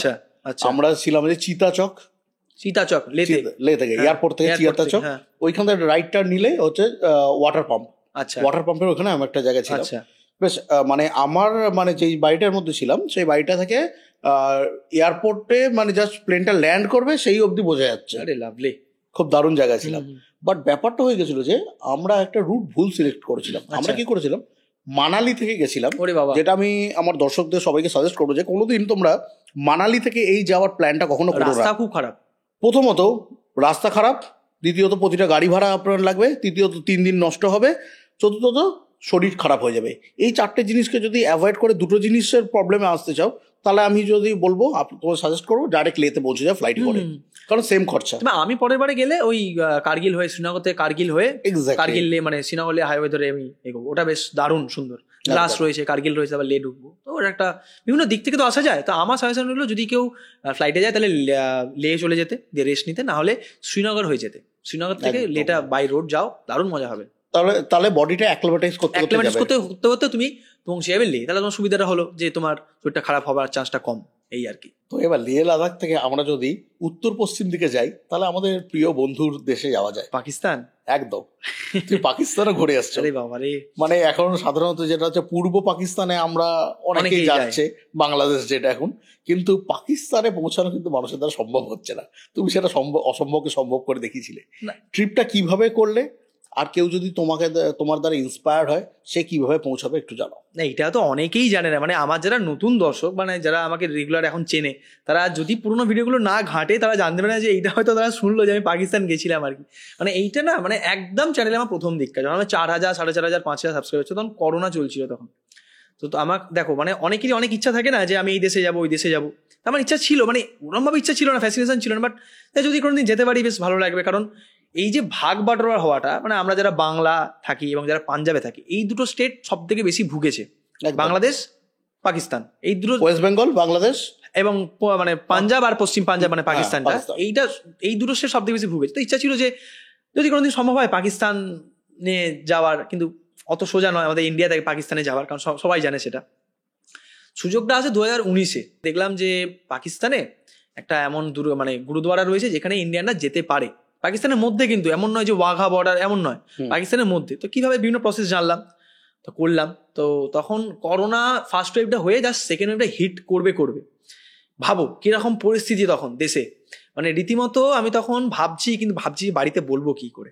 মানে অনেকেই জানে না, আমার কিন্তু চ্যানেল শুরু হয়েছিল মায়ের রান্না দিয়ে, দই কাতলা দিয়ে, ঠিক আছে। মানে এটা কিন্তু অনেকেই জানে না, 90% দর্শক জানে না, যারা একেবারে প্রথম দিককার তারা কিন্তু জানে না যে আমার চ্যানেলে কিন্তু প্রথমে ট্রাভেল ছিল না, প্রথমে ছিল হচ্ছে, আমার নামও ছিল অন্য, বঙ্গ কিচেন ব্লগস, ঠিক আছে। তখন বাড়ি রান্না করতো মা। আরে লকডাউনে কি করবো ইয়ার, লকডাউনে আমরা মানে বলতে নেই, এবার আমরা প্রতিদিন বাড়িতে নতুন রান্না হতো, তো সেটা মাই ভজবাদ দিত, আমি এডিট করতাম, আপলোড করতাম, সেইভাবে চলতো। আর এই লকডাউন থেকে কত ট্যালেন্ট বেরিয়ে এসছে, সত্যি দেখ, লকডাউনে কত ইউটিউব চ্যানেল তৈরি হয়েছে বলো তো আজকের। তো তারপর আস্তে আস্তে ফুড ব্লগ করলাম, বাট ওই মন পোষাতো না আমার ফুড ব্লগ করে, মানে এটা হয় না, মন বলে না যে হয় তুই এটা কর, বাট তুই ট্রাভেলের জন্য জন্মেছিস, এটা মন বলতো, ঠিক আছে। তো আস্তে আস্তে ট্রাভেল শুরু করি, তখন এটা এসছে। বাট আমি বাড়িতে না বলতে পারছিলাম যে আমি পাকিস্তান যাবো, কিভাবে বলবো পাকিস্তান, মাকে বলতাম আমি কানাডা যাবো, মা গর্ববোধ করতো, আমি পাকিস্তান যাবো, বাড়ি থেকে মেরে ভাগিয়ে দেয়নি, আমার ভাগ্য ভালো।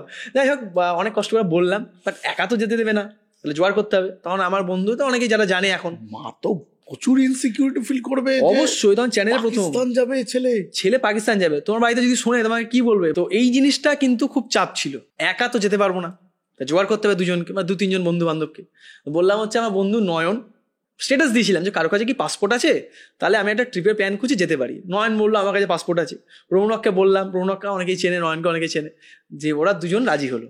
এবার ওরা রাজি হলে তো হবে না, বাড়িতে রাজি করাতে হবে। বাড়িতে বলে যে মা পাকিস্তান যাবো, মোটামুটি বাড়িতে তো একদম মানে ধলাই মলাই করেছে, পাকিস্তান যাবি, কাজ কি করতে যাবি পাকিস্তান, না সৈকত এরকম একটা প্ল্যান করে, সৈকত একদম মানে যেরকম তোরা আসিনি সেরকম। তো সৈকতকে ফোন লাগা, কি হয়েছে দেখি, ফোন করেছে, তো বললাম ঘটনাটা, বাড়ির লোকের সঙ্গে কথাবার্তা বলেছে, যে মোটামুটি ওরা কিন্তু মানে আমার উপর ভরসা করতো যে সৈকত যাচ্ছে মানে ঠিক আছে চলো কিছু একটা হবে। তো এইবার ছিল আসল, মানে ওর জন্য অ্যাপ্লাই করতে হয় একটা, কেবলমাত্র এখানে ইন্ডিয়ানরাই যেতে পারে। অ্যাকচুয়ালি যেহেতু গুরু নানক জীবনের শেষ 18 বছর ওখানে কাটিয়েছিলেন পাকিস্তানের কর্তারপুরে, সেইখান থেকেই তিনি অন্য জগতে চলে যান। তো সেই জন্য সেখানে, এবং গুরুদুয়ারা এবং গুরু নানক কিন্তু সবার, শুধু শিখ ধর্মের মানুষ তারা কিন্তু নয়, মুসলিম ধর্মের যারা রয়েছেন তাদের জন্যও কিন্তু, ঠিক আছে। তো সেখানে মুসলিম ধর্মের মাজার রয়েছে একটা, আর ওখানে গুরুদুয়ারা রয়েছে। তো সেইটা একমাত্র ভারতীয়রা যেতে পারে। এটা মাঝখানে বেশ কিছু বছর বন্ধ ছিল। গুরু নানকজির 550তম জন্মবার্ষিকী উপলক্ষে সেটা আবার ওপেন হয়েছিল আর কি। তো সেইটা সুযোগটা এসেছিল, সেটার জন্য একটা সাইট রয়েছে, সাইটে অ্যাপ্লাই করতে হয়। অ্যাপ্লাই করার পর হোম মিনিস্ট্রি এবং সিবিআই এই দুটো থেকে একটা ইনকোয়ারি হয়, এবং বাড়িতে সিবিআই থেকে বা হোম মিনিস্ট্রি থেকে লোক আসে, এবং বাড়িতে এসে রীতিমতো একটু জিজ্ঞাসাবাদ করে যায়। এবং আমাকে তো বলেই ছিল যে তোমার ঘুরতে যাওয়ার 1 মাস আগে আর ঘুরতে 1 মাস পরে তোমার মোটামুটি পিছনে একজন থাকবে যে তোমাকে ফলো করবে, কিন্তু তুমি তাকে দেখতে পাবে না, কিন্তু সে তোমার মানে আচার আচরণ, কোথায় কি যাচ্ছ, কি ফোন করছো না করছো, মোটামুটি আমরা ট্যাপেই ছিলাম আর কি বেশ কিছু মাস। তো এটা আমাকে বলে গেছিল, সত্যি মিথ্যা আমি জানি না। তো যাই হোক, ভয় ভয় ছিলাম। তারপরে হাওড়া থানা থেকে, আমরা যেহেতু হাওড়া থানা থেকে ফোন করেছি, আচ্ছা আপনি কি সৈকত ব্যানার্জি বলছেন? হ্যাঁ, কেন বলুন তো? আপনি কি পাকিস্তান যাবেন? বললাম হ্যাঁ, কেন? তখন আমি আরো ছোট, ভাবো 2020 2021 এরকম, 2020-21 এরকম সালটা ঠিক মনে নেই। হ্যাঁ, পেয়ে গেছি ভাই, পেয়ে গেছি। মনে হচ্ছে না মানে কি একটা মানে পেয়ে গেছে বিশাল, থানায় আসতে হবে আপনাদের। আমরা 2জন বন্ধুকে নিয়ে, আমি আর রৌনক নয়ন 3জনে গেলাম। থানায় ঢুকতে তো মোটামুটি একটা বিশাল ব্যাপার, যে মোটামুটি একজন কেউ সেলিব্রিটি সবাই দেখছে। বড়বাবু জিজ্ঞেস করছে, তোমরা পাকিস্তান যাবে, তোমাদের বাড়িতে জানে? হ্যাঁ স্যার জানে। রৌনক বলেছে হ্যাঁ স্যার জানে। বেটা রৌনককে এবার ফোন করতে বলেছে, ফোন লাগাও তোমার মাকে। ফোন লাগিয়েছে, হ্যালো মা, এখানে বড়বাবু জিজ্ঞেস করছে আমি পাকিস্তান যাবো, জানি কিনা। আমাকে দাও। বড়বাবু জিজ্ঞেস করেছে, কাকিমা উল্টো বুঝেছে, যে কাকিমা ভেবেছে যে কাকিমাও যাচ্ছে কিনা। কাকিমা ওকে বলে যে আপনি জানেন? কই না তো, তুমি জানি না তো। হ্যাঁ যাই না বলছে। সেই নিয়ে আরেক ঘটনা হলো, যা হোক করে সব হলো। দিয়ে আমরা রওনা দিলাম এখান থেকে অমৃতসর, লকডাউনের মধ্যেই, করোনা চলছে তখন, আলাদাই পুরো চারদিক বন্ধ, আমরাই হাঁটছি কেবল, মানে আলাদাই ফিলিংস তখন। হ্যাঁ, নতুন জায়গায় গেছি, নতুন জায়গায় আমি আগেও অমৃতসর গেছি যদিও। তো হাঁটছি আর আলাদা মনে হচ্ছে একটা ওরা চলছে একটা, মানে এই কি চলছে ভাই কি বুঝতে পারছি না। ফিলিংটা কেমন হচ্ছে? নিজেকে হিরো লাগছে না নিজেকে খুব? না, আমার মনে হচ্ছে যে ভাই কেউ তো যাচ্ছে না, আমরা যাচ্ছি, তাহলে আমরা মনে হচ্ছে শিওর কোভিড পজিটিভ হয়ে গেছি। তো এরকম একটা ফিল ছিল, যেটা তখন আবার অন্য দেশে যাবো, রীতিমতো বাড়ির লোক আমার পায়ে পড়া বাকি ছিল আর কি, ভাই তুই যাস না ভাই, মানে এই টাইমটা তুই ছেড়ে দে, তুই করোনা পরে যেখানে খুশি যা। তো যাই হোক, আমরা বাড়ির মত ছাড়াই গেলাম। মানে আমি যখন ধরো আমরা 3জন, আমি নয়ন রৌনক অমৃতসরে নামলাম, সে সময় পুরো করোনার ভাই পুরো দেশে, তো আলাদাই লাগছিল। মানে শুধু আমরাই 3জন হাঁটছি, মুখে মাস্ক ফাস্ক পরে, টুপি টাপা দিয়ে একদম পুরো করোনা কোনো অ্যাটাক না করে আর কি, আলাদাই ভাইব ছিল। তো অমৃতসরে তো আমরা নামলাম, হোটেলে গেলাম। তারপরের দিন আমরা মানে গুরু নানকে দর্শন করে গোল্ডেন টেম্পলে আমরা রওনা দিলাম। আরো উত্তর পশ্চিমে আমাদের যেতে হবে, প্রায় 1.5 ঘন্টার বাস জার্নি অমৃতসর থেকে। আর উত্তর পশ্চিমে জায়গাটার নাম ছিল ডেরা বাবা নানক। মানে অ্যাকচুয়ালি এটা আমরা প্ল্যান করেছিলাম আমি এমনভাবে যাতে একটু অ্যাডভেঞ্চার থাকে, একটু মজা থাকে, এবং একটু অন্যরকম। এবার আমি ডিরেক্ট ক্যাব নিয়ে যেতে পারতাম, কিন্তু আমি যাবো না, কারণ আমি লোকালভাবে যেতে পছন্দ করি, এটা দর্শক জানে। বাসে করে চেপেছি, বিশাল বৃষ্টি, মানে তখন সম্ভবত শীতকাল, বিশাল মানে জানুয়ারি হবে, ডিসেম্বর জানুয়ারি এরকম, ডিসেম্বর মাস। ওই সময় অমৃতসরে বিশাল বৃষ্টি, মানে আমাদের বর্ষাকালের মধ্যে বৃষ্টি হয়েই চলেছে, নিম্নচাপের বৃষ্টি হয়েই চলেছে কন্টিনিউ। আর আমার ছাতা নিয়ে যায়নি, ঠিক আছে। যা হোক করে বাসে ভিজে টিজে উঠেছি, ওয়াটারপ্রুফ জ্যাকেট ছিল, উঠে বাসে করে যাচ্ছি। এবার যখন অমৃতসর থেকে আমরা রওনা দিলাম, যত এগোচ্ছি শহর থেকে পিছন ছাড়ছি না, দুদিকে সবুজের জায়গা, জমি, পাঞ্জাব তো প্রচুর জমি বাড়ছে, রাস্তা সোজা হচ্ছে আর দুদিকে জমি বাড়ছে, আর বাইরে হচ্ছে বৃষ্টি। ওখানে একটা মিউজিক আমি দিয়েছিলাম, ওই মিউজিকটা এখন আমাকে টানে, মানে অভূতপূর্ব লাগছিল। আস্তে আস্তে করে মনের মধ্যে একটা চাপ লাগছে যে পাকিস্তান যাচ্ছি আগামীকালই। আমি যে স্বপ্নটা দেখেছি 2 বছর 2.5 বছর ধরে, আমি এখনো গায়ে কাটা দিচ্ছে, 2 বছর 2.5 বছর ধরে যে স্বপ্নটা আমি দেখেছি, সেটা আমার কালকে বাস্তব হবে, পূরণ হবে। তো সঙ্গে আবার রৌনক নয়ন রয়েছে, তারাও কিন্তু বেশ এক্সাইটেড। বাসে করে যাচ্ছি, ঘন্টা 1.5-1.5 মধ্যে আমরা পৌঁছেছি ভারতের শেষ গ্রাম, ওটা ওদিকে ডেরা বাবা নানক। সেটা খুবই একটা ছোট্ট গ্রাম, সেখানে রয়েছে মাত্র থাকার মতো রয়েছে, কোনো হোটেল নেই, গুরুদুয়ারা রয়েছে, গুরুদুয়ারা দরবার সাহিব। আর গুরু নানকের যে জামা ছিল তাকে বলে চোলা, সেই চোলাটা ওখানে একটা গুরুদুয়ারা মানে দরবারে এতে কি বলে গুরুদুয়ারাতে রাখা রয়েছে, তার নাম হচ্ছে চোলা সাহিব। এই হচ্ছে থাকার জায়গা, তুমি যদি যাও থাকতে পারো এখানে। আমি চেয়েছিলাম এটাই, একটা বিকাল কাটাবো ওদের সঙ্গে। আমি তো প্ল্যান করিনি বৃষ্টি হবে, একটা সন্ধ্যা কাটাবো ভারতের শেষ সীমান্তের যে গ্রামটা, তার মানুষদের সঙ্গে গল্প করব, কথা বলবো, তারা কিভাবে তারা বাঁচে, কারণ আমাদের বাঁচা তাদের বাঁচার মতো তফাৎ রয়েছে, কি ভাবছে বা কিভাবে তারা করছে, জিনিসপত্র কি কি রয়েছে, কি সুবিধা রয়েছে, স্কুল কেমন রয়েছে, হসপিটাল কেমন রয়েছে, এইগুলো দেখা আমার খুব ইচ্ছা। বাস থেকে নামলাম, বিশাল বৃষ্টি, চায়ের দোকানে চা খেলাম, মোষের দুধের চা, নয়ন হাঁটা লাগা, একটা ছাতা কিনেছে রৌনক, আমাদের টাকাও তখন কম, ঠিক আছে, ইনকাম নেই ইউটিউব থেকে, তখন সবে শুরু করেছি, কলেজে পড়ি আমরা, করোনার সময় এমনি পকেটের টান, জাস্ট কয়েক হাজার টাকা নিয়ে আমরা বেরিয়ে গেছি আর কি, পকেট মানি জমিয়ে বাবার থেকে নিয়ে। ট্রাভেল আমাকে একটা জিনিস শিখিয়েছে, বস, বাঁচো। যত তুমি ঘুরেছো, যত তুমি ঘুরবে, তত নতুন জায়গা দেখবে, প্রতিদিন নতুন অভিজ্ঞতা হবে, নতুন মানুষের সঙ্গে মিশবে, নতুন খাবার খাবে, নতুন কথা শিখবে, নতুন নতুন অভিজ্ঞতা হবে। তুমি কিন্তু ওই একটা কথা বলে না, ওই সো কল্ড কথা বলে যে 60 বছর বয়সে 60 লাখ টাকা না জমিয়ে 60টা দেশ ঘোরো, কি 60টা জায়গা করো, আরো বেশি ইনকাম হবে জীবনে। ইনকামটা কিন্তু ওই পকেটের নয়, ইনকামটা হচ্ছে মনের। যখন তুমি মরবে, তখন তুমি ওই জিনিসগুলো নিয়ে মরবে যে আমি কিছু করেছি এবং আমি দুনিয়া দেখেছি, মানুষ দেখেছি, আমি এই জিনিসটা আমার ছোট থেকে ছিল। তো আমি ওরকম ভাবে ঘুরতে বেশি ভালোবাসি, কোনো জায়গায় এক্সপ্লোর করতে ভালোবাসি। চা খেয়েছি, একটা ছাতা নিয়ে ওরা দুজন আছে, আমার জ্যাকেটটা ওয়াটারপ্রুফ ছিল, মাথায় ক্যাপ পরে ম্যাক্সিমাম টাইম থাকি ট্রাভেলের সময়, যাতে একটু দেখতে ভালো লাগে আর কি, আমাকে একটু ছবি টবি ভালোবাসে। তো যাচ্ছি পুরো ভিজে, কাক ভেজা, জিন্সের প্যান্ট জুতো সব কাক ভেজা, ব্যাগপত্র, ক্যামেরার ব্যাগপত্র সব কাক ভেজা, হাঁটছি একদম ছোট্ট একটা গ্রাম, গোটা 50 বাড়ি নিয়ে, দরবার সাহেব লেখা রয়েছে বাঁদিকে। এখান থেকে পাকিস্তানে ফার্স্ট দেখলাম, পাকিস্তান লেখা রয়েছে 700 মিটার, পাকিস্তান 700 মাইলস্টোন। এর আগে ওয়াঘাতে দেখেছি, বাট এইটা দেখা ওটা দেখার মতো অনেক তফাৎ রয়েছে। তো গুরুদুয়ারাতে ঢুকছি, অনেক খুঁজে, তখন সন্ধে হবে করছে, বৃষ্টি তো পুরো মেঘলা, সন্ধে হবে করছে। গুরুদুয়ারাতে ঢুকে সোজা গুরুদুয়ারাতে ঢুকলেন একটা আলাদা শান্তি। আর গুরুদুয়ারা যেহেতু বর্ডারে গুরুদুয়ারা, একদম মানে কোনো জাঁকজমকপূর্ণ ব্যাপার নেই, হালকা হালকা নাম সংকীর্তন চলছে, কেউ ওখানে রুটি বেলছে, কেউ ওখানে বাচ্চারা ওই সেই শিখদের যে খালি মানে যে শেখায় না অস্ত্রবিদ্যা, সেগুলো চলছে ওখানে। গুরু নানকের নাম মানে প্রার্থনা চলছে, বৃষ্টি পড়ছে, তুমুল বৃষ্টি, তার মাঝখানেই যাচ্ছি। অফিসে গেছি, অফিসে একজন বসছিলেন, স্যার আপনার নাম, हम लोग कलकत्ता से। আরে দেখি পাগল হয়ে গেছে, বৃষ্টিতে ভিজে বসো বসো বসো। सर कल हमको ये जाना है तो रूम मिल जाएगा? हाँ मिल जाएगा। ওখানে ডরমেটরি ফ্রি।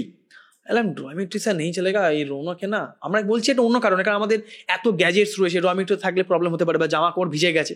স্যার রৌনকে না इसका इंटरव्यू है तो रूम मिल जाएगा? সাধারণত ফ্যামিলি ছাড়া রুম দেয় না, দয়া করে রুম দিয়েছে, খুব ভালো মানুষ ছিলেন।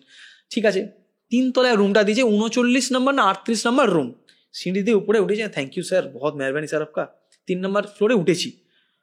ওঠার পর রুমে যাইনি, ওই ভেজা অবস্থাতেই ডান দিকে দেখছি পাকিস্তানের ফ্ল্যাগ উঠছে, সামনে একটা সবুজ মাঠ, এখানে বর্ডার আলো জ্বলছে, বর্ডারে পুরো কাঁটা তারে বর্ডার আলো জ্বলছে, এদিকে ইন্ডিয়ান ফ্ল্যাগ, এদিকে হচ্ছে তোমার পাকিস্তানের ফ্ল্যাগ, পাকিস্তানি আর্মি দেখতে পাচ্ছি দূর থেকে, ইন্ডিয়ান আর্মি দেখতে পাচ্ছি দূর থেকে। রুমে ঢুকলাম, রুমটা খুবই ছোট্ট একটা রুম, বেসিক আয়োজন, 3 জনে থাকা যাবে, 6খানা কম্বল, একটা ছোট ক্যাম্প খাট, সেখানে 3 জন থাকতে হবে, মেঝেতে পাশে একটা জানলা, সেখানে গুরু নানকের ছবি দেওয়া আছে, পাখা আছে, আর বাথরুম আছে। আমরা কি করলাম, খালি গা হয়ে গেলাম, পুরো খালি গা, ঠান্ডায় 8-9 ডিগ্রি টেম্পারেচার, বৃষ্টি পড়ছে, খালি গা হয়ে জামা কাপড় যা জ্যাকেট প্যাকেট রেখে ঘরে ফুল স্পিডে পাখা চালিয়ে দিয়ে আমরা বাইরে এসে আমরা দাঁড়িয়ে আছি খালি গায়ে, আর আমরা বর্ডারের দিকে দেখছি। তখন আমাদের মেন্টালিটি এমন যে আমরা খালি ওটা দেখছি, ভুলে গেছি ওসব। মানে এই জিনিসগুলো না পুরো রিয়েলাইজ করতে হবে। পিছন থেকে আসছে, কানে বাজছে হচ্ছে গুরু নানকের নাম সংকীর্তন বাজছে, আর আমরা সামনে পাকিস্তানকে দেখছি, ঠিক সাঁঝবেলা, বৃষ্টি পড়ছে, বিদ্যুৎ চমকাচ্ছে, পুরো একদম একটা মাহল যেন পুরো সেট। আমাদের কাছে ভাই, ট্রাভেলারদের কাছে এগুলোই স্বর্গ, পাপ বার এসব একদম পছন্দ নয়।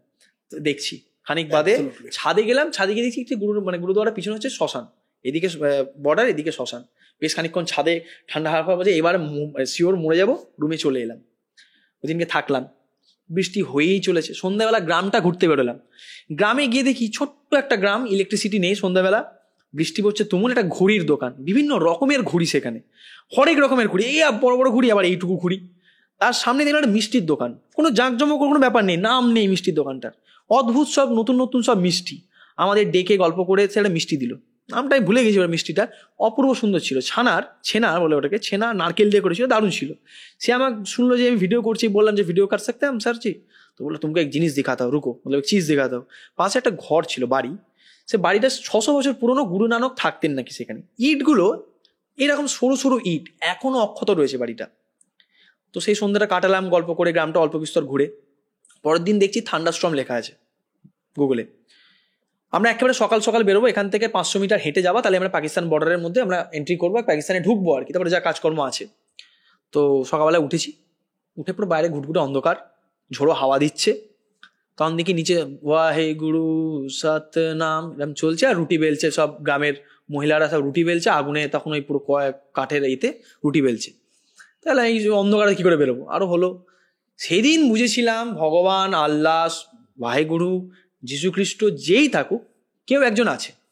মনের যদি সৎ ইচ্ছা থাকে, তুমি এখানে ঠাকুরের কাছে যাবে, যাই হয়ে যাক ভগবান তোমাকে ওখানে নিয়ে যাবে। এনি হাও একটা শক্তি এক্সিস্ট করে, কিছু একটা এনার্জি আছে পৃথিবীতে, সেটা যে নামেই থাকুক, বিভিন্ন জন বিভিন্ন নামে ডাকে, বাট কিছু একটা এনার্জি আছে।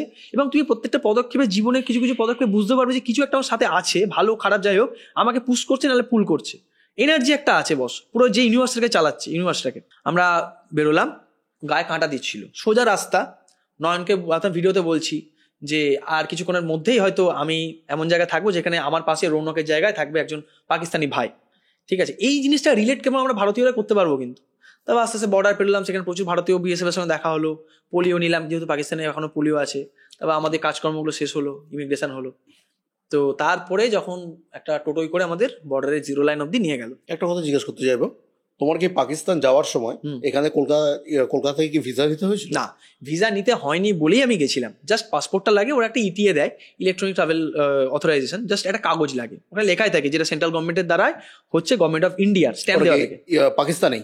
ইন্ডিয়া থেকে দেয়। আচ্ছা, পাকিস্তান যেতে গেলে তোমার $20 না $14 আমাদের তখন লেগেছিল এন্ট্রি ফি হিসাবে, $14। ঠিক আছে, এবং $14 কোন সালের কথা বলছো তুমি? 2020-21। 2020-21 এখন সম্ভবত তাই রয়েছে, আমি জানি না, যদি মানে $70 করে ধরলে ওই তোমার ধরো $1000 না, আমাদের 1400 টাকার মতো লেগেছিল, 1400 ইন্ডিয়ান $20 হবে ওই রকম। হ্যাঁ, $20 হবে, তাহলে $20 হবে সম্ভবত, 1400 টাকা লেগেছিল ইন্ডিয়ান রুপি। তো যখন এবার বর্ডারটা পেরোচ্ছি, তখন একটা আলাদা ফিলিং। মানে বর্ডার আমরা অনেকভাবে পেরোতে পারি দেশ, মানে বিমানে গেলে, বাট ওই যে ল্যান্ড বর্ডার ক্রসিং, পায়ে হেঁটে ইন্ডিয়া থেকে পাকিস্তান, আমার মধ্যে কিন্তু তখন একটা হু করে একটা ইয়ে চলছে যে এত বছরের প্ল্যান এবার সাকসেস হচ্ছে। তখন খুবই বাচ্চা ছেলে আমি, সঙ্গে এদের নিয়ে এসেছি দায়িত্ব নিয়ে, আমার মনে বিশাল চলছে। আমি পুরো একদম ক্যাজুয়াল বিএসএফ এর সঙ্গে স্যালুট করে বেরোলাম।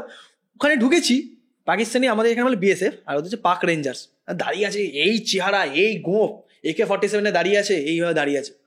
আমি ও অবাক হয়ে গেছে রীতিমতো। আমি পাকিস্তানের বর্ডারে মানে জাস্ট পা দিয়ে ঢুকেছি, সালাম সাবজি, ও অবাক হয়ে গেছে, আরে বাপরে কে রে ভাই, এরম ভাবে, মানে রেঞ্জারের সঙ্গে এরম ভাবে তুমি ডিরেক্ট অফিসারের সঙ্গে এরম ভাবে কথা বলছো, ক্যাসে সাবজি আপ, এরম ভাবে। পাকিস্তান থেকে খুব ভালো একটা মানে ওয়ার্ম ওয়েলকাম পেয়েছিলাম, প্রত্যেকে ওখানে ভালোভাবে আমাদের স্বাগত জানিয়েছিল। কারণ ওখানে তো আমরা এজ এ টুরিস্ট হিসেবে যাচ্ছি, এবং ওখানেও সাধারণ মানুষ রয়েছে। এখানে অনেকে বলবে যে পাকিস্তান গেছে, ওখানে তো সবাই এরকম না। পাকিস্তানেও সাধারণ মানুষ রয়েছে, আমাদের দেশেও সাধারণ মানুষ রয়েছে। সাধারণ মানুষ কখনোই চায় না যুদ্ধ হোক। রাজা যুদ্ধ হয়, উলু খাগড়ার প্রাণ যায়, খাবারের দাম বাড়ে, রেশনের দাম বাড়ে, সব কিছুর দাম বাড়ে। সাধারণ মানুষ কোনো দেশেই চায় না যুদ্ধ হোক। ওরা খুব দেখলাম যে খুব মানে এক্সাইটেড ভারতে আসার জন্য। বলছে যদি ভারতে এরকম কোনো করিডোর হয় আমরাও যাবো, দিল্লি দেখবো, কলকাতা দেখবো, ইন্ডিয়া গেট দেখবো, তারপর তাজমহল দেখবো। মানে তুমি পাকিস্তানের লোকালদের সঙ্গে কথা বলো? অনেক অনেক অনেক। ওখানে মেনলি ইন্ডিয়ান্স। আমাদের একটা মানে ভাববেন না যে আমি বাইরে কোথাও চলে গেছিলাম পাকিস্তান, ওদের একটা সারাউন্ডিংস রয়েছে। মানে আমরা পাকিস্তানের বর্ডারে ঢুকে সেখান থেকে আমাদের ইমিগ্রেশন শেষ করে ওখান থেকে একটা বাসে করে 10 কিলোমিটার দূরে নিয়ে গেছিল। আচ্ছা, সেই জায়গাটা হচ্ছে সিয়ালকোটের আন্ডারে, সিয়ালকোট। আমি যতটা জানি ওইখান থেকে টোটো চলে না?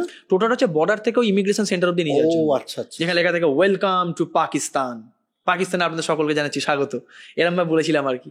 তো তখন প্রচুর পাকিস্তানি লোকাল মানুষের সঙ্গে কথা বলেছিলাম, তারা কি ভাবছে ইন্ডিয়াকে নিয়ে। তারা দেখলাম পুরো নর্মাল আমাদের মতোই, মানে ওই দুটো হাত দুটো পা, মনটা একই, এরম আচরণ। এবং গুরুদুয়ারা তো আলাদাই ফিলিং। সেখানে খেয়েছিলাম আমরা গুরুদুয়ারাতে, পাশে একটা মার্কেট রয়েছে, এবং হ্যাঁ ওখানে পাকিস্তানি কারেন্সিও চলে। আমাদের কাছে পাকিস্তানি কারেন্সি আমরা ভাঙিয়েছিলাম, যে জাস্ট ফর একটা এক্সপিরিয়েন্স, যে পাকিস্তানি কারেন্সি হাতে থাকলে কিরম লাগে আর কি।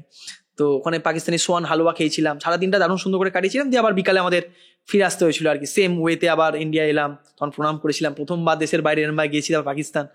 আবার ওখান থেকে অমৃতসর আমরা সেই রাতে ফিরে এসেছিলাম আর কি। মানে তোমার ফার্স্ট ইন্টারন্যাশনাল ট্রিপ পাকিস্তান? হ্যাঁ, মানে আরে বাহ, মানে দেখতে গেলে তাই, পাসপোর্টে স্ট্যাম্প পড়েনি, এবার দেখতে গেলে কিন্তু তাই। তোমার এবার সাজেশন লাগবে। আমি যতটা জানতাম তুমি একটা জব করতে। হ্যাঁ অবশ্যই, অনেকেই এখন জানে। কি করো? না, এখন করো না? না, এখন ফুল টাইম ব্লগিং করছো? Full time. যারা জব করে তারা কিভাবে ট্রাভেলের জন্য টাইম বার করতে পারে? দেখো, ট্রাভেলের জন্য টাইম তো আমরা অনেকেই বের করি, বাট ট্রাভেল ব্লগ করতে গেলে কিন্তু চাপ। মানে আমি একটা নাম করা আইটি কোম্পানিতে ছিলাম, সফটওয়্যার ডেভেলপার হিসেবে ছিলাম।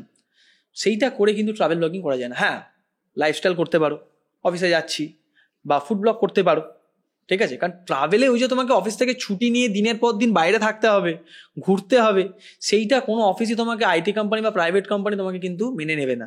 সেটা তোমাকে কিন্তু স্যাক্রিফাইস কিছু একটা করতে হয়। যদি তোমার, আমি আমার প্রথম বাড়িতে জানিয়েছিলাম যে বাবা আমার না মনে হচ্ছে চাকরিটা হবে না। আর মধ্যবিত্ত বাড়ি যা হয় আর কি, তখন বাবা রিটায়ারমেন্টের দিকে এগোচ্ছে, বাবা আমার দ্বারা মনে হচ্ছে চাকরিটা করতে পারবো না ভাবি, ইউটিউবটাই করতে হয় মনে হচ্ছে। মধ্যবিত্ত বাড়িতে যেমন হয়, বাবার কোনো বড় ব্যবসা নেই, মাথার উপর তেমন করে শুধু দাদা চাকরি করছে। তবে বাড়ি থেকে সাপোর্টটা আমি অনেক পেয়েছিলাম, বাড়ির সাপোর্টটা কিন্তু বিশাল। প্রথমে না তো করবেই, স্বাভাবিক বিষয়, মন খারাপ ছিল যে চাকরি, লোকের ছেলে চাকরি পাচ্ছে না, তুই চাকরি পেয়ে ছেড়ে দিবি এই ইউটিউবের জন্য। বাট হ্যাঁ, এখন সেটা যখন রাস্তাঘাটের মানুষদের সঙ্গে দেখা হয়, আরে আপনি সৈকতের বাবা না, আপনারা কিন্তু কাশ্মীর সিরিজে দেখেছি কাকু আপনি কি সুন্দর ঘোড়ায় চেপে গেলেন, হ্যাঁ দারুণ, বৈষ্ণব দেবী আপনি আপনি সৈকতের মা সবাই মিলে গেলেন, দারুণ কিন্তু লাগলো। এই জিনিসগুলো বা যখন রাস্তায় আমি থাকি সেলফি তুলে, এই জিনিসগুলো বাবা বলে হ্যাঁ ঠিক। তো টাকা দিয়ে কিন্তু সবকিছু বিচার করা যায় না, টাকা অবশ্যই 99.99% ম্যাটার করে, বাট ওই 0.1% থাকে না, মানে জব স্যাটিসফ্যাকশন। মানে আমি কিন্তু এখন অব্দি খুশি যে বাবা মাকে সাপোর্ট দিতে পারছি, এবং এই যেটা পরিচিতি, এটাকে চাকরি করে আমি পেতাম না। তো যদি কারোর মনে হয় যে আমি প্যাশনেটলি এবং ফুল টাইম ট্রাভেল ব্লগিং করতে চাই এবং আমার কাছে সামর্থ্যটা রয়েছে, তুমি তাহলে ফোন দিয়েও করতে পারো। এখন ভালো ভালো ফোন রয়েছে মার্কেটে, দরকার নেই একদম মিরারলেস কেনার বা ড্রোন কেনার, না গোপ্রো কেনারও দরকার নেই, ফোন দিয়েই করো। এবং তোমার যদি মনে হয় যে তুমি এটাই করবে, এখন শুধু চাকরিটাতে একমাত্র অপশন নয়, এখন মেন্টালিটি আমাদের চেঞ্জ হয়েছে, জেনারেশন চেঞ্জ হয়েছে, অনেক রকম লাইন রয়েছে আমাদের। সোশ্যাল মিডিয়া থেকে বহু মানুষ কোটি কোটি টাকা কামাচ্ছে যে চাকরি করে কামাতে পারতো না, কারণ আফটার অল এটার বিজনেস, ঠিক আছে, এখানে ব্র্যান্ড বিল্ড করতে হয়। যদি মনে হয় পারবে অবশ্যই। তবে হ্যাঁ, আমি একটা ছোট্ট সাজেশন দেবো, আমার নিজের ছোট্ট, আমি অনেক হয়তো আপনারা যারা দেখছেন তার থেকে অনেকে হয়তো অনেকের থেকে আমি ছোট অনেক বয়সে, আর ছোট্ট একটা সাজেশন দিয়ে আমার 3.5 বছর প্রায় 4 বছর হতে চললো ইউটিউবে। যদি বাংলায় ট্রাভেল ব্লগ কেউ করতে চায় তাহলে তাকে মেন্টালি, ফিজিক্যালি আর ফিনান্সিয়ালি এই তিনটে কিন্তু স্ট্রং করে মাঠে নামতে হবে। কারণ ভিউজ আসবে না, মানে ইনফ্যাক্ট আমার নিজের ক্ষেত্রে যখন লকডাউন চলছে, যখন আমি গ্রামের ভিডিও বানাতাম তখন তো বাইরে যেতে পারতাম না। রৌনক, সায়নদেব রয়, ভিক্টর, যাদের নাম না বললে নয়, ঐন্দ্রিলা, তারপর হচ্ছে সায়ন পোদ্দার, বিতান, সৌভিক, নয়ন, এদের প্রত্যেককে আমি ফোন করতাম যে ভাই আমি কি করছি। তখন আমি গ্রামে থাকতাম, আমি না ওই নম্বর কাঁদতে পারি না, কিন্তু গ্রামে থাকতে মানে কোথায় থাকে? কামারপুকুর, আমার গ্রাম হচ্ছে কামারপুকুর, অনেকেই জানে, যেখানে রামকৃষ্ণদেবের জন্মস্থান, সেই কামারপুকুর, জয়রামবাটি কামারপুকুর। সেখানে আমি গ্রামের ভিডিও বানাতাম। তোমার স্কুলিং, কলেজ এগুলোর সম্বন্ধে? সব কলকাতাতে, হাওড়াতেই শিবপুর এসএসপিতে আমার স্কুল, শ্যামাপ্রসাদে আমার কলেজ, সব এখানেই। আর জন্ম আমার কামারপুকুরে, গ্রামে কাটিয়েছি বেশ, এখনো প্রায় গ্রামে যায়। গ্রামের ভিডিও অনেকেই দেখেছে এবং খুব ভালোভাবে। কলকাতা আসা কিভাবে, মানে হাওড়ায় এখানে? আমি এসেছি 2005-06, বাবার তো এখানে চাকরি করতেন, তো সেই সূত্রেই পড়াশোনা যাতে ভালো হয় সেজন্য আমরা ওখান থেকে চলে এসেছিলাম হাওড়াতে আর কি। বাবারও বারবার যাতায়াতে এসেছিল, মানে এখন যাতায়াত গ্রামে প্রায় মানে আমি প্রচুর গ্রামে যাই, এবং যারা নিয়মিত দর্শক আমার তারা জানে যে আমি কামারপুকুরকে কতটা ভালোবাসি। কামারপুকুর গ্রামটা, অমরপুর আমার গ্রামের নাম হচ্ছে পশ্চিম অমরপুর, সেই গ্রামটাকে আমি কত ভালোবাসি, গ্রামটাকে কত সুন্দরভাবে ইউটিউবে তুলে ধরেছি চ্যানেলে প্রথম দিকে, তারাও জানে, এখনো তুলে ধরি, যখনই সুযোগ পাই। আমার বাড়ি কালী পুজো তুলে ধরি, সেই বাড়ির পুকুর যেখানে মাছ ধরছি, গুগলি ধরছি, গাছে উঠছি, এখনো সেই বাঁদরামিটা রয়েছে আমার গ্রামে গেলে। ওখানে আমি আর সৈকত ব্যানার্জি বা দা বং এক্সপ্লোরার না, ওখানে আমি এখনো সবারই আদরের পিকু আর কি। সবারই বাড়ি যায়, কারোর বাড়ি থেকে সকালে মুড়ি খেয়ে নিলাম, কারোর বাড়ি থেকে দুপুরে ভাত খেয়ে নিলাম, কারোর বাড়িতে রাত্রে থেকেই গেলাম, মানে এরকম আমাদের গ্রামটা পুরো আমাদের পুরো পরিবারের মতোই আর কি। তো এই জিনিসটা এখনো রয়েছে, তো এই আর কি, বেশ দারুণ মজা করে কাটে গ্রামে। গ্রামের লোকরাও তো জানে তুমি এরকম কন্টেন্ট ক্রিয়েট করছো, প্রচুর লোক দেখে, প্রচুর। তো তারা তোমাকে কিভাবে ট্রিট করে? সেলিব্রিটি হিসেবে ট্রিট করে না? আমি গ্রামে গেলে কি বললাম, গ্রামে গেলে আমাকে এরকম কোনো হাফ প্যান্ট পরে স্যান্ডো গেঞ্জি পরে বেরিয়ে পড়লাম, ক্রিকেট খেললাম। তো গ্রামে সেই পিকুই রয়েছে, মানে 2005 বা 2000 যে পিকু জন্মেছে সেই পিকুই আজও রয়েছে। পিকু পিকু এখানে গেছিলিস, পিকু ওখানে গেছিলিস, মানে গ্রামের টোনে আর কি। পিকু তুই এখানে গেছিলিস, কেমন লাগলো দাদা, আজকে তুই কাশ্মীর, কালকে তুই লাদাখ, সে আলাদা একটা ফিলিংস। তার প্রথম দিকে মানুষ গ্রামের তো বুঝতো না কি করছি, ভিডিও তুলছি কি করছি বুঝতো না, বাট এখন যত দিনে এগোচ্ছে দাদা ইউটিউব দেখছে বা পিকু করছে বলে অনেকে আবার ইউটিউব ফেসবুকে দেখছি যে পিকু গ্রামের ছেলে গ্রামকে রিপ্রেজেন্ট করছে বা বাইরে যাচ্ছে। এত মানে দেখো, মানে হয়তো বেশি কিছু কামাতে পারে, বাট কিছু মানুষ ভালোবাসে, কিছু মানুষ সম্মান করে, সেই সম্মানটুকু দিন দিন পাচ্ছি। এই জিনিসগুলো ওদেরও কিন্তু অনেক এফেক্ট করে, আমি দেখেছি। কোনো বাচ্চা এসে বলে পিকু আমি তোমার ফ্যান, আমি কারোর ফ্যান নয়, আমি 3 বছরের বাচ্চা থেকে 80 বছরের বুড়ো সবারই কাছে পিকুদা, দাদুও পিকুদা বলে ডাকে কোনো দাদু, এবং ছোট বাচ্চা পিকুদা বলে ডাকে, এবং সবারই কাছে আমি সেম, মানে ওই সিনিয়র দাদা বা জুনিয়র একদম নাতি ভাইপো এরকম না, সব সেম এজ আমার কাছে। মজা করি সবার সাথে, একদম খিল্লি মারি, ক্রিকেট খেলি, গল্প করি, একসঙ্গে খাওয়া দাওয়া করি, অন্য কিছু না, ভাত আর কি, ঠিক আছে। তো সবারই কাছে সেম, আমি সবাই আমার কাছে একদম মানে চিল আর কি, কোনো ব্যাপার না, সবাই মজা একদম, জেঠিমা ফেটিমা সবাই একদম ফাটিয়ে মজা হয়। আমি ছোট যখন ছিলাম তখন জানতাম যে বাংলায় দাদা হচ্ছে মিঠুন চক্রবর্তী, মধ্য বয়সে জানলাম হচ্ছে মানে জাস্ট কিছু বছর আগে জানতো সৌরভ গাঙ্গুলি, আজকে থেকে জানতে পারলাম যে পিকু একজন দাদা। পিকু আমাকে যারা আমাদের, আমি কিন্তু ইনফ্যাক্ট কারো কাকা এমন দাদু মামা সবাই পিকুদা বলে ডাকে, পিকুদা। আর পিকুদা ক্রিকেট খেলবে, ঘুম থেকে উঠে পিকুদা চলো আজকে ঘুরে আসি, মেলায় ঘুরে আসি, এরকম ব্যাপার গ্রামে। গ্রামে পুরো একদম আলাদাই ব্যাপার। তো তোমার ইউটিউব সবাই দেখছে, অনেকে তোমাকে দেখে ইন্সপায়ার হয়, তোমার মতন কন্টেন্ট ক্রিয়েট বানাতে চায়। তুমি একটা কথা, সবার প্রথমে সবাই জানতে চায় যে আমি কামাবো কত। প্যাশনের থেকে বেশি সবাই মনে করে ইউটিউব খুললেই বড়লোক হয়ে যায়। প্রচুর মেসেজ আছে কিন্তু। তাই তোমাকে আমি জিজ্ঞেস করতে চাই যে তুমি যে তোমার অলরেডি 100K কমপ্লিট হয়ে গেছে অনেক দিন ধরে, 100K কমপ্লিট, তোমার 150Kও হয়ে গেছে, এই যে 1 লাখ সাবস্ক্রাইবার হওয়ার পর মানুষ কত টাকা আর্ন করতে পারে সেটা সম্বন্ধে একটা ক্লিয়ারেন্স দাও দর্শকদের। দেখো, আমি যেমন আগে বললাম যে তোমাকে 3টে জিনিসে মাঠে নামতে হবে যদি ট্রাভেল ব্লগিং করো। আমি সেক্ষেত্রেই বলছি, যদি আমি ট্রাভেল ব্লগ থেকে বিলং করি, তোমাকে ধৈর্য রাখতে হবে প্রচুর। যেমন আমি আগে বলছিলাম যে আমি রীতিমতো তোর সঙ্গে কথা বলে কাঁদতাম যে কি করছি ভাই, ভিউজ আসছে না, আসছে না গ্রামে থাকাকালীন। ধৈর্য আমাকে ইউটিউব ধরা শিখিয়েছে, ধৈর্য ধরতে হবে। টাকা কামাবো, সব জায়গাতে টাকা কামানো যায়, বাট ভালো কাজ দেবো। আজকের দিনে সোশ্যাল মিডিয়া যা দাঁড়িয়েছে, আমি তো আর ফেসবুকটা লোক সমাজে খুলতে পারি না ভয়ে, মানে এক তো নচ্ছার একটা জায়গা হয়েছে, ঠিক আছে? মানে ভিডিওর পর ভিডিও, এত বাজে বাজে ভিডিও, কি বলবো, যাক সেসব নিয়ে একটা অন্যদিন আলোচনা করা যাবে। না মানে লাইক বলতে মানে এখন না কন্টেন্টের কোনো আর লেভেল নেই। তুমি যত নোংরা, যত বাজে ভিডিও বানাবে, তত তাড়াতাড়ি তুমি ভিডিওতে ভিউজ কামাবে। ক্রিঞ্জ কন্টেন্ট, ক্রিঞ্জের থেকেও যদি কিছু নিজের শব্দ থাকে সেটা ঠিক আছে, মানে ক্রিঞ্জটা তো অনেক ভালো শব্দ হয়ে গেল আর কি। ক্রিঞ্জ কন্টেন্ট তো আগে কিছু বছর আগে ছিল, বাট এখন তার লেভেলও, মানে যারা দেখছে তারা অনেক বেশি স্মার্ট, তারা জানে কি কথা বলছি। তার থেকে অন্যান্য অনেক সাইট মনে হয় অনেক ভালো। এমন এমন ভিডিও ফেসবুকে, আরে ভলিউম তো অন থাকে, ভুলভাল সব ভিডিও বেরিয়ে যায়, সেইগুলোকে ফেসবুক সবারই জন্য। এবার ফেসবুক এইসব ভিডিও কিন্তু আমার মনে হয় না যে খুব একটা এফেক্ট, মানে ইম্প্যাক্ট, গুড ইম্প্যাক্ট ফেলছে সমাজে এগোনোর জন্য। আমি বলবো যদি ভালো কন্টেন্ট, আমি জানি না আমি কতটা ভালো কন্টেন্ট বানাই, চেষ্টা করি বানানোর, যাতে আট থেকে আসে সবাই মজিয়ে দেখতে পারে। ভালো কন্টেন্ট তুমি যদি বানাতে চাও, ধৈর্য ধরতে হবে। ভিউজ আসবে না, আসবে না, আসবে না, ভেঙে চুরমার হয়ে যাবে মন, ঠিক আছে? তাও তোমাকে ধৈর্য রাখতে হবে যে আমি পারবো, বিলিভ রাখতে হবে নিজের উপর যে আমি পারবো, আমি যাই করি। বাংলা সবসময় নতুন জিনিস গ্রহণ করতে সময় নেয়, সময়টা আমরা গ্রহণ করাবো এই ভেবেই কিন্তু আমার বাংলায় ট্রাভেল ব্লগ তৈরি করা। আমি চাইলে হিন্দিতে করতে পারতাম, কিন্তু কেন আমি কালকে থাইল্যান্ড যাবো, কাশ্মীর যাবো, লাদাখ যাবো, হিন্দি ভিডিও দেখে যাবো? আমি নিজের মাতৃভাষায় ভিডিও দেখে যাবো। আমরা বাঙালিরা এত ঘুরি কেন অন্যের ভিডিও দেখবো অন্য ভাষায়? এই জন্য বানানো। এইটা যদি কেউ মাথায় রাখতে পারে যে আমি করবোই একদিন, আজকে এই বলে না যে একদিনে নয় ঠিক, কিন্তু একদিন হবে, এরকম একটা কথা রয়েছে, ঠিক সেই জিনিসটা। তো যারা ইন্সপিরেশন পাচ্ছ, অবশ্যই ফিনান্সিয়াল দিকটা রেখো মাথায়, কারণ ফার্স্টে তো প্রচুর টাকা খরচ হবে, তখন তো টাকা স্পন্সার নেই, তো প্রচুর টাকা খরচা হবে। সেই টাকাটা তোমরা যেভাবে করতে পারো, আমি ফার্স্টে ছোটো ছোটো ট্রিপ করতাম, উইকেন্ড ট্রিপ করতাম, পকেট মানি বাঁচিয়ে বাবার থেকে টাকা নিয়ে, দাদার থেকে সাপোর্ট নিয়ে উইকেন্ড ট্রিপ করতাম। তারপর আস্তে আস্তে আস্তে যদি দেখেছি মানুষের ভালোবাসা বাড়ছে, আর একটু ইনভেস্ট করেছি, এখন একটা জায়গায় গেছি, আর হয়তো 5 বছর পর আর একটু অন্য জায়গায় যাবো, ঠিক আছে? তো এইভাবে শুরু করো প্রথম থেকে। ফিজিক্যালি প্রচুর স্ট্রং থাকতে হবে, কারণ কন্টিনিউ ট্রাভেল করতে হবে তোমাকে, ঠিক আছে? মেন্টালি তো হলোই, ধৈর্য রাখতে হবে, আর ফিনান্সিয়াল তো হলোই। তো এই 3টে জিনিস আমার রাখলে তুমি পাবেই, সাকসেস পাবি। আমি যদি এখনো সাকসেস, সেই লেভেলে সাকসেস তো কোনো মাপকাঠি হয় না, সাকসেস আমি পাইনি এখনো, সত্যি কথা বলতে। মানে আমার একটা ড্রিম রয়েছে, সেই ড্রিমটা আমি এখনো বলছি না, সেই ড্রিমটা যেদিনকে পাবো সেইকে জানবো আমি কিছু করতে পারলাম জীবনে। এই জিনিসটা হচ্ছে মেন ব্যাপার। তো যদি তোমরা কিছু করতে চাও, কিছু জিনিসকে স্যাক্রিফাইস করতে হবে, ফ্যামিলিকে স্যাক্রিফাইস করতে হবে, বন্ধু বান্ধবকে স্যাক্রিফাইস করতে হবে, আড্ডাকে স্যাক্রিফাইস করতে হবে, গেম খেলা, যেগুলো তোমার মাইন্ডসেটে রয়েছে, এই জায়গা করতে গেলে তোমাকে ওই জায়গাগুলো কিছু স্যাক্রিফাইস করতেই হবে। সবকিছু একটা জীবনে পাওয়া যায় না। তো এইটা এই আর কি, মানে এই জিনিসটা মাইন্ডসেটটা যদি থাকে আজকের জেনারেশনের ছেলে মেয়েদের, মানে আমিও আজকের জেনারেশনের ছেলে মেয়ে, তাহলে পাবেই, ভালো কন্টেন্ট বানিয়েও পাবে। এমন নয় যে ভালো কন্টেন্টের যুগ নেই, আজকে আছে, করতে হবে তোমাকে।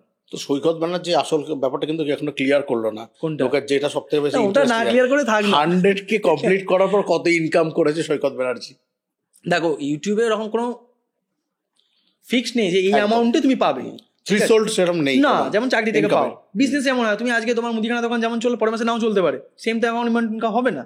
তেমনি মানে যেমন ভিউজ হলো ঠিক সেরকমই, বা যেমন ব্র্যান্ড, যে যতটা ভালো ব্র্যান্ড বিল্ড করতে পারবে নিজের ফেস দেখি বা নিজেকে ঠিক করে, ভালো ব্র্যান্ড, সে তত বেশি কামাবে। আমি মোটামুটি ঠিকঠাকই কামাই, মানে চাকরি করলে আমি কোনোদিন এত ভালো কামাতে পারতাম বলে আমার মনে হয় না, বাট যেটা আমি এখন বর্তমানে দাঁড়িয়ে ইউটিউব, ফেসবুক থেকে বা ইনস্টাগ্রাম থেকে কামাতে পারি, মানে ইনকাম করতে পারি ফ্যামিলির জন্য, নিজের জন্য, সেটাই আর কি। মানে ফিক্সড কোনো অ্যামাউন্ট নেই যে তুমি এইটাই পাবে। আর ম্যাক্সিমাম থাকে যে আমি কত টাকা পাবো, ফার্স্টেই ভিডিও বানালাম না, দাদা তুমি কত টাকা পাচ্ছ, আমি কত টাকা পাবো, ভিডিও বানালে। এরকম হয় না, অত ইজি নয় টাকা কামানো সোশ্যাল মিডিয়াতে আজকে, এত কম্পিটিশনের মাঝখানে। এত জায়গা ঘুরেছো, প্রচুর জায়গা, ভারতবর্ষের কোনা কোনায় ঘুরেছো।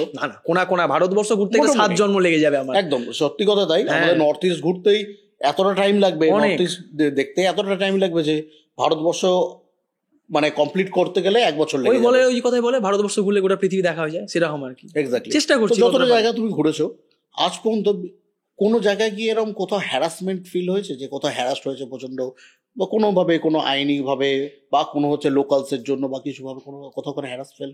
না তেমন দেখো, ছোটখাটো ঘটনা তো আমাদের প্রতিদিনকার লাইফে এমনিই হয়, সেগুলোকে যদি নেগলেক্ট করি, একটাই ঘটনা আমাদের সাথে ঘটেছিল যেটা খুব আনফর্চুনেট ইনসিডেন্ট। পুরী বন্দে ভারতের কেসটা অনেকেই হয়তো যারা দেখছে জানে। পুরী ভারত মানে যখন আমরা বন্দে ভারতে ফিরছিলাম, তখন আমরা একদম সামনে কামরায় ছিলাম, তখন একটা বন্দে ভারতের অ্যাক্সিডেন্ট হয়, গাছের ডাল এসে ভেঙে পড়ে। তারপরে অনেকক্ষণ বিভিন্ন রকমভাবে আমরা ওখানেই প্রায় 4-5 ঘন্টা 6 ঘন্টা আটকে থাকি একদম ব্রিজের ধারে, উড়িষ্যাতেই, বালেশ্বরের ঠিক আগে। তো সেইটা অনেকক্ষণ আমরা তো লাইভ করছিলাম। লাইভ চলাকালীন কিছু সংখ্যক মানুষ, 4-5 জন গোনাগুন্তি মানুষ, এমনকি আমাদের লাইভ দেখে বিভিন্ন রেপুটেড নিউজ চ্যানেল আমাদের ইন্টারভিউ নিয়েছে সেদিনকে অন ক্যামেরা, ওখান থেকে অন স্পট বসে সেই ভিডিওগুলো চালিয়ে তারা মানুষকে দেখিয়েছে। আমাদের লাইভ প্রায় মিলিয়ন ভিউজ গেছে, একটা লাইভ 7 মিলিয়ন 10 মিলিয়ন ভিউজ গেছে। সেইখান থেকে বহু মানুষ জানতে পেরেছে যে তারা ঠিক আছে, তাদের বাড়ির লোক সেফ আছে, কোনো রকম সমস্যা হয়নি। বহু মানুষের কাছ থেকে মেসেজ পেয়েছি সেদিনকে রাত্রে, তারপরের দিন কম করে না হলো প্রায় 1000 থেকে 2000 মানুষের মেসেজ পেয়েছি, দাদা তোমার লাইভ দেখে, তোমার ভিডিও দেখে আমরা প্রচুর উপকার হয়েছি, যে উপকার পেয়েছি, আমার বাড়ির মানুষ ওখানে ঠিক আছে, তোমরা দেখিয়েছো। কত মানুষ পেয়েছে, তার মধ্যে 4টে মানুষের সমস্যা ছিল। সেই নিয়ে আমি আর ইনসিডেন্ট আর বলছি না, যাই হোক সেটা খুব বাজে একটা ইনসিডেন্ট। তো কিছু ওরা হাতাহাতির পর্যায়ে, একটা গালাগালির পর্যায়ে, তারা একটু ভুল বুঝেছিল যে আমাদের জন্যই হয়তো ব্লগারদের জন্যই ট্রেনটা আটকে আছে, তেমন ছিল না, পরে তারা বুঝতে পেরেছে। তো সেইটা নিয়ে একটা বিশাল বাঘ বিতণ্ডা হয়। আমরা আবার মাঝরাতে হাওড়াতে নেমে জিআরপিতে কমপ্লেন করি। তো এটাই আর কি, তেমন আর কিছু হয়নি, মানে টুকটাক হতেই থাকে আর কি, তেমন উল্লেখযোগ্য কিছু না।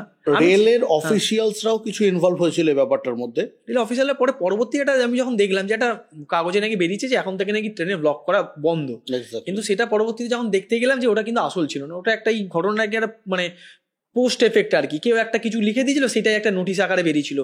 ইন্ডিয়ান রেলওয়েজের মানে রেলওয়েজের তরফ থেকে কোনো রকম অফিসিয়ালি সেরকম কিছু বেরোয়নি, কারণ ওখানে কোনো নোটিশ নাম্বার বা সামথিং কিছু ছিল না। জাস্ট একটা লেখা ছিল যে এই ঝামেলার পর থেকে, বন্দে ভারত এই ঝামেলার পর থেকে এই হবে, আর ভিডিও করা যাবে না, সেরকম কিছু ব্যাপার ছিল না আর কি, যতটুকু আমি ভিডিও করতে দিক চাই না দিক, কিন্তু আমার যেন মনে হয় ট্রেনের মধ্যে বা পাবলিক প্রপার্টিতে বা বাসে উঠে যে ওই নাচানাচি যেগুলো হয় না, ওইগুলোকে একটু স্টপ করা উচিত। এটা তাদের কেউ মানে অফেন্ডেড হবেন, বাট উচিত। এটা মানে সমাজে কি এফেক্ট পড়ছে আমাদের সেটা দেখতে হবে। সমাজটা আমরা যেভাবে যাচ্ছি, সমাজে কি এফেক্ট পড়ছে এই জিনিসটা থেকে, সেটা আমাকে দেখতে হবে। নাচার পরিপ্রেক্ষিতে যদি আরো কেউ আমরা নাচতে শুরু করে ট্রেনে উঠে, তাহলে তো ব্যাস হয়ে গেল, খেলা শেষ। এখানেই খেলা হবে না, খেলা শেষ। তোমার এতদিনে ঘোরায় কোথাও প্রচুর জায়গা আছে, রাত্রে দিনে ট্রাভেল করেছো, সন্ধ্যায় ভোরে ট্রাভেল করেছো। যেমনি ভগবান এক্সিস্ট করে তুমি বলছো, মানে একটা ইভিল পাওয়ারও তার মানে এক্সিস্ট করে। কোথাও কোনো এরকম স্টোরি আছে তোমার যেখান থেকে মানুষ একটা হরর স্টোরি, যেগুলো যে খুব একটা ভয়ঙ্কর এক্সপিরিয়েন্স হয়েছে, যাতে ভয় পেয়েছো লিটারেলি? এইটা 2016-17 ঘটনা, 17-18 ঘটনা। তখন ব্লগিং করো? না, তখন আমি বাচ্চা ছেলে, তখন 11-12 পড়ি। তারপরে সেই বছরই মানে তারপরে বছর এইচএস দেবো আর কি। তো আমাদের স্কুল থেকে এক্সকারশন তো মানে আমরাই করাতাম আর কি, করিয়েছিলাম হেড স্যারকে বলে। প্রথম বছর 11-এ গেছিলাম ভাইজ্যাক, দ্বিতীয় বছর গেছিলাম আগ্রা, দিল্লি।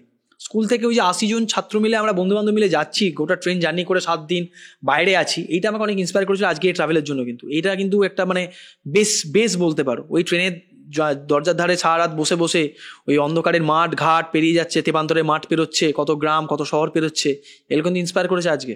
একটা স্কুল থেকে নিয়ে গেছিল কোথায়? দিল্লি আগ্রা। আমাদের নিয়ে যেত সায়েন্স সিটি, আমরা ক্লাস করতাম না, ইংলিশ মিডিয়ামে পড়তেন। আমাদের স্কুলের নাম হচ্ছে শিবপুর শ্রীমৎ স্বামী প্রজ্ঞানানন্দ সরস্বতী বিদ্যালয়, একেবারে বাংলা মিডিয়ামের পাতি স্টুডেন্ট আমরা।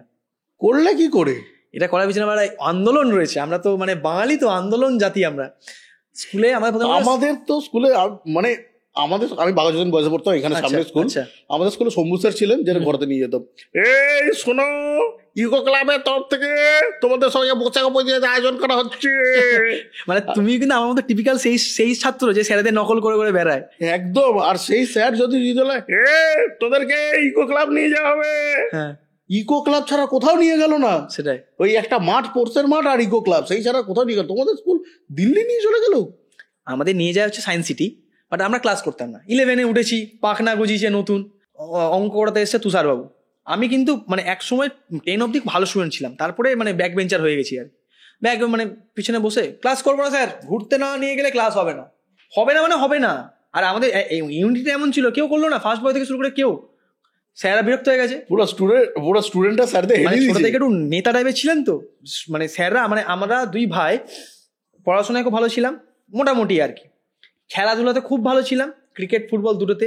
সাংস্কৃতিক দিকে আমাদের প্রচুর প্রাইজ রয়েছে, আমাদের ঘরে একটা পুরো আলাদা ক্যাবিনেট রয়েছে যেখানে প্রচুর তাৎক্ষণিক বক্তৃতা, আবৃত্তি, গল্পপাঠ, নাটক, থিয়েটার, গান, কি বলে ওটা, বিতর্ক, সবেতে, তবলা বাজানো, হারমোনিয়াম বাজানো, সবেতে।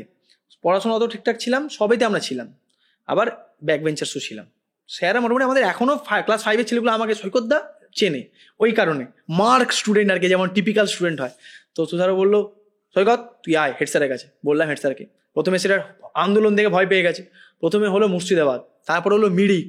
ঠিক হলো, মানে এইটা হবে, তারপরে না মিরিক হবে। ম্যাপে তো লাফি লাফি যাচ্ছে মুর্শিদাবাদ। তারপর ঠিক হলো না, ফাইনাল কথা হলো ভাইজ্যাক, আরাকু ভ্যালি, এটা হবে। আরে আমাদের দেখে কে ভাইজ্যাক, পাহাড় সমুদ্র একসঙ্গে। সেই ট্রিপ হলো, সেটা একটা ঘটনা তো হলো। স্কুল থেকে প্রথম ট্রিপ ভাইজ্যাক আমরা করেছিলাম, ঠিক আছে? 80 জন মিলে যাচ্ছি, ট্রেনের কামরায় টুনির মা গান চলছে, আর বাকি তো প্যাসেঞ্জাররা বিরক্ত হয়ে গেছে। ওই ট্রেনের কম্পার্টমেন্টে বার তুলে বাঁচি, ও টুনির মা তোমার টুনি, এইভাবে গান চলছে। 11 সব স্টুডেন্ট, ফোনে তখন ছোট ছোট ফোন, হেভি গান বাজে, লোক অস্তিষ্ঠ হয়ে গেছে, RPF চলে এসছে। সে এক কেচ্ছা, ঠিক আছে? তারা তো কোনো ভাষা কেউ বোঝে না, সে আর এক বাংলায় মানে নতুন নতুন আর কি, মানে তারা ও ভাষা বুঝছে না, আমিও ভাষা বুঝছি না। ঘোরা তো হলো, দারুণ মজা হলো, স্মৃতি হলো, ওই স্মৃতিগুলো সারা জীবন রয়ে যাবার। তারপরে বছর হলো দিল্লি। দিল্লিতেই ঘটেছিল আমার সাথে এই ভূতের ঘটনাটা। সেটা মানে আমাদের বন্ধুরা অনেকেই জানে। আমরা সেবারে দিল্লিতে ছিলাম হচ্ছে একটা 3 স্টার হোটেলে। তো আগে আমি যখন দিল্লি ঘুরতে যাই তখনও কিন্তু ওই হোটেলটাতেই ছিলাম, নাম বলছি না, বাট স্টেশনের আশপাশেই, পাহাড়গঞ্জে। তো আমাদের মোটামুটি ঢুকতে অনেক রাত হয়েছে, তারপরে রান্নাবান্না হয়েছে, খাওয়া দাওয়া হয়েছে। দিয়ে আমরা মোটামুটি 4-5 জন বন্ধু বান্ধব মিলে, যেহেতু পরদিন আবার খুব ভোরবেলায় ওঠা, মানে 4:45-5টায় ওঠা, তখন বেজে গেছে অলমোস্ট 1:30-2, ঠিক আছে? হাতে খুব কম সময়। তো ভাবলাম যে এত রাতে খাওয়া দাওয়া হয়েছে, পোলাও মাংস, তাহলে একটু হোটেল থেকে আমরা নিজেদের পয়সা দিই। আমরা খেয়েছিলাম দুধ চা, আমরা 3 জন, আর বাকি না, আমরা খেয়েছিলাম লেবু সোডা, আর ভিক্টর ছিল, সায়ক ছিল, সব ছিল, বাকি সবাই ছিল। তো ওরা খেয়েছিল হচ্ছে দুধ চা, লাল পোলা কাপে, বড় বড় কাপে দুধ চা। তো মোটামুটি ঘরে 5-6 জন ছিলাম, খাওয়া দাওয়া হয়ে গেল। তারপর আমরা 3 জন রুমে ছিলাম, আমি, সুমন পারুই আর সায়ক, 3 জন আমরা রুমে ছিলাম, বাকি যে যা রুমে চলে গেল। তখন স্কুল ফ্রেন্ড সব, আমাদের বয়েজ স্কুল ছিল। তো 2টো বেজে গেছে তখন। তো এবার ঘরটা আমি একটু বলি তোমাদের, মানে বুঝতে সুবিধা হবে আর কি। মানে ভূতের এক্সপিরিয়েন্স অনেক কিছু শুনতে ভালো লাগে, বাট এক্সপিরিয়েন্স নিতে কিন্তু ভাই ভালো লাগে না। ঘরটা খুবই ছোট, হোটেলে 2 কামরা, মানে ডবল বেডের রুমগুলো যেমন হয়, কোনো জানলা নেই। জাস্ট রুমে ঢুকলাম, ঢুকেই বাঁদিকে একটা কাবার্ড, তার পাশে একটা আয়না, তার পাশে একটা কাবার্ড, মানে 2টো কাবার্ডের মাঝখানে আয়না যেমন হয় আর কি, তার ঠিক পাশে হচ্ছে, মানে পাশে হচ্ছে এই দিকটা বাথরুম, এদিকটা এসিটা লাগানো আছে, এই দিকটা হচ্ছে বিছানা, বিছানার দুপাশে 2টো সাইড টেবিল, একটাতে ইন্টারকম আছে, একটাতে ল্যাম্প আছে। আর যাওয়ার রাস্তা হচ্ছে মানে দরজা, মেন দরজার পাশেই একটা ছোট্ট কাঁচের টেবিল আছে, তার উপরেই সুইচ বোর্ড আছে গোটা ঘরে। তো আমরা খাওয়া দাওয়ার হয়ে গেছে, লেবু সোডা দুধ চা হয়ে গেছে, তো আমরা ওখানেই রেখে 3 জন আমরা শুয়ে পড়েছি। শীতকাল, কমফোর্টেবল মুড়িতে জাস্ট 2-2.5 ঘন্টা ঘুমাবো আর কি।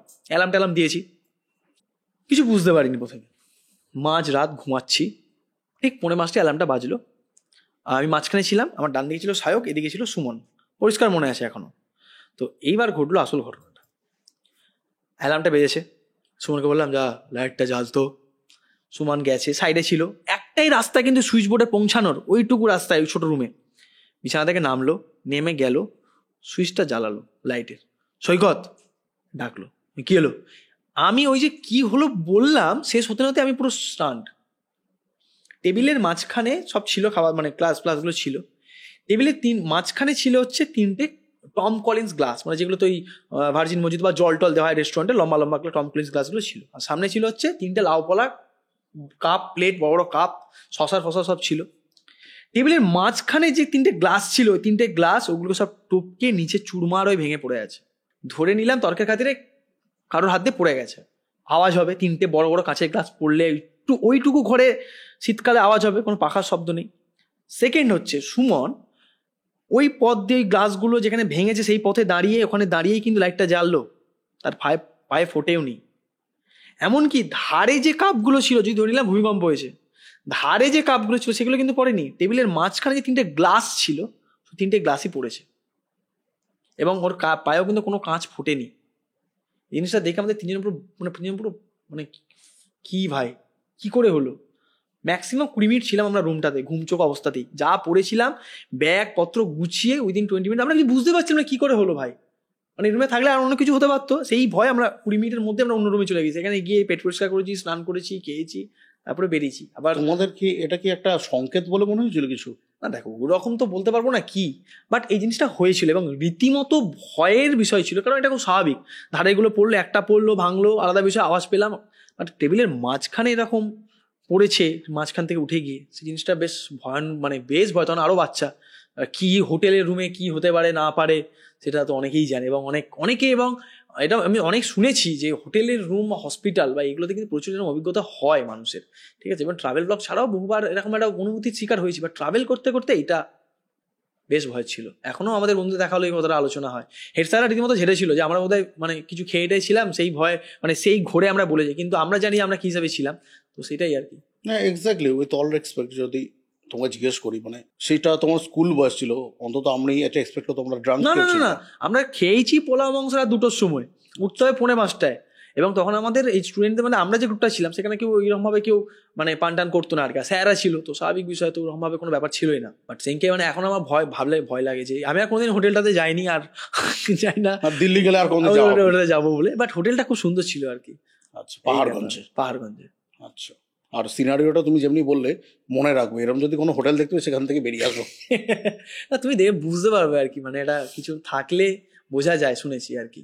ট্যুর করছো বিভিন্ন জায়গা, থাইল্যান্ড গেছো, থাইল্যান্ডের মতো জায়গা, মেনলি আমি থাইল্যান্ডেরই নাম নিলাম কারণ থাইল্যান্ডটা এমন একটা জায়গা যে শুনেছি যেখানে হচ্ছে মানুষ যায় খুব একটা রঙিন সময় কাটানোর জন্য, মেনলি ব্যাংকক, থাইল্যান্ড, ফুকেট এই সমস্ত জায়গা যায়, আর পাটায়া। আর সেরকম একটা তোমার ভিডিওতে দেখা তুমি একটা রঙিন সময় একটা কাটিয়েছো যেটার জন্য সবাই খুব ইন্টারেস্টেড, থাই মাসাজ। এরম না কথাটা ওরা ম্যাক্সিমাম বলে হচ্ছে, ওরা সব নাকে নাকে কথা বলে, হ্যাঁ। আর ওখানে সোয়াদিখা মানে হচ্ছে স্বাগতম আর কি, সোয়াদিখা বা সোয়াদি খাম দুটো আছে, ছেলে মেয়েকে বলার মধ্যে ডিফারেন্স আছে। সোয়াদিখাম বলবে মেয়েদের, সোয়াদিখা বলবে ছেলেদের, ঠিক আছে। আমি যে কোনো জায়গায় গিয়ে আগে ভাষাটা একটু শিখে নিই কি বলার চেষ্টা করছে, তো ওরা সবসময় এরম বলে সোয়াদিখা, ইউ ওয়ান্ট থাই মাসাজ, এরম বলে আর কি ম্যাক্সিমাম। তো এরকমই মানে সিমেল টাইপের, তো ওখানে এরকম বলে। বাট রঙিন রাতের জীবন ওখানে সত্যি রঙিন, যা দেখেছি ক্যামেরার পিছনে, মানে রঙিন মানে ওই রঙিন মানে রং দিয়েও বর্ণনা করা যাবে না, এতটাই রঙিন, ঠিক আছে। তো ওখানে সবকিছু লিগাল। বাট তুমি কিভাবে থাইল্যান্ডকে দেখতে চাইছো, থাইল্যান্ড ঠিক তোমার কাছে সেরকমই। আমাদের যেমন বিশেষ 3জনের কাছে ছিলাম, আমি, পিনাকি আর রৌনক, আমাদের পাটায় ভালো লাগেনি, কারণ আমাদের নাইট লাইফ অত ভালো লাগতো না, লাগেও না।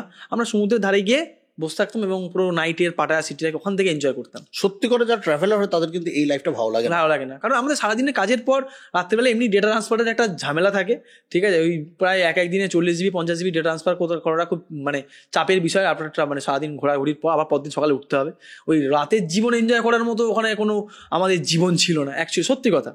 আর ক্যামেরার সামনেও যা দেখিয়েছি আমি, খুব একটা নোংরা কিছু দেখেছি বলে আমি জানি না, যেটুকু মানুষ ওখানে গেলে এক্সপিরিয়েন্স করতে পারে বেসিক সেটুকুই দেখিয়েছি, কারণ ফ্যামিলি চ্যানেল। বাট হ্যাঁ, সব কিছুই ওখানে অপশন রয়েছে, বাট সবটাই তোমার ওপর, তুমি যদি ওকে ডিস্টার্ব কাউকে না করো। এই জিনিসটা দেখলাম, কেউ তোমাকে কিন্তু টাচ অবধি করবে না, কেউ তোমাকে ডিস্টার্বও করবে না, ঠিক আছে। এই জিনিসটা ওখানে রয়েছে, তোমাকে তুমি যদি ডিস্টার্ব করো তবেই করবে। এবং থাই মাসাজের ওখানেও তোমার ওপর নির্ভর করছে, সব রয়েছে, মানে মানুষ বুঝতেই পারছে আমি কী কথা বলছি। বাট এটা ওখানে বলছি এই কারণে, কারণ ওটা ওখানে ফ্যাক্ট, এমন নয় যে আমি বানিয়ে বলছি, ওটা ওখানের জন্যই, মানে ওখানে মানে লিগাল। তো তোমার ওপর।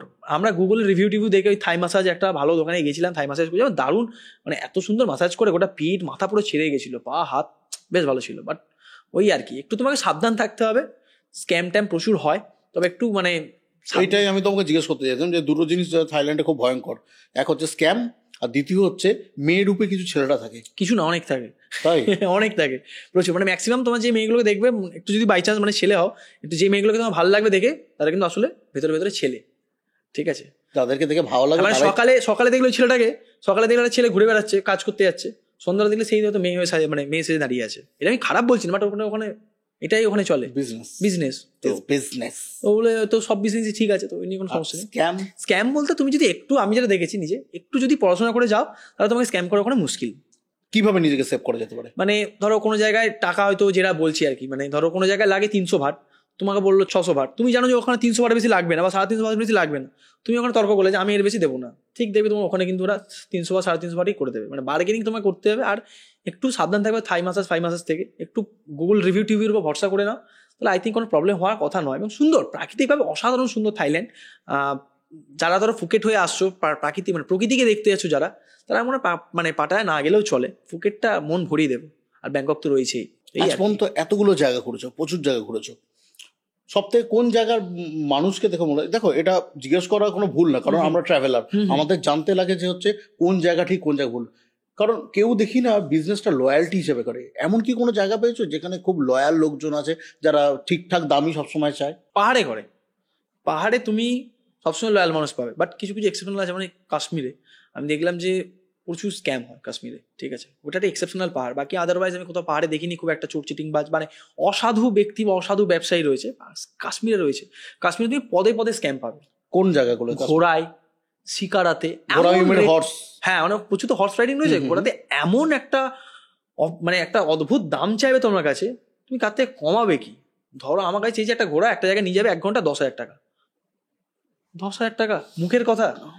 হয়তো সেটার ভাড়া কত জানো? 800, 700, 1000, 1200 এরকম। এখন দাম বেড়েছে, 1000, 1200 এরকম। শুরু করলো 9,000, 8,000 থেকে। কি করো তুমি? তোমাকে জেনে যেতে হবে যে এখানে কিন্তু এর বেশি হয় না, নেবো না।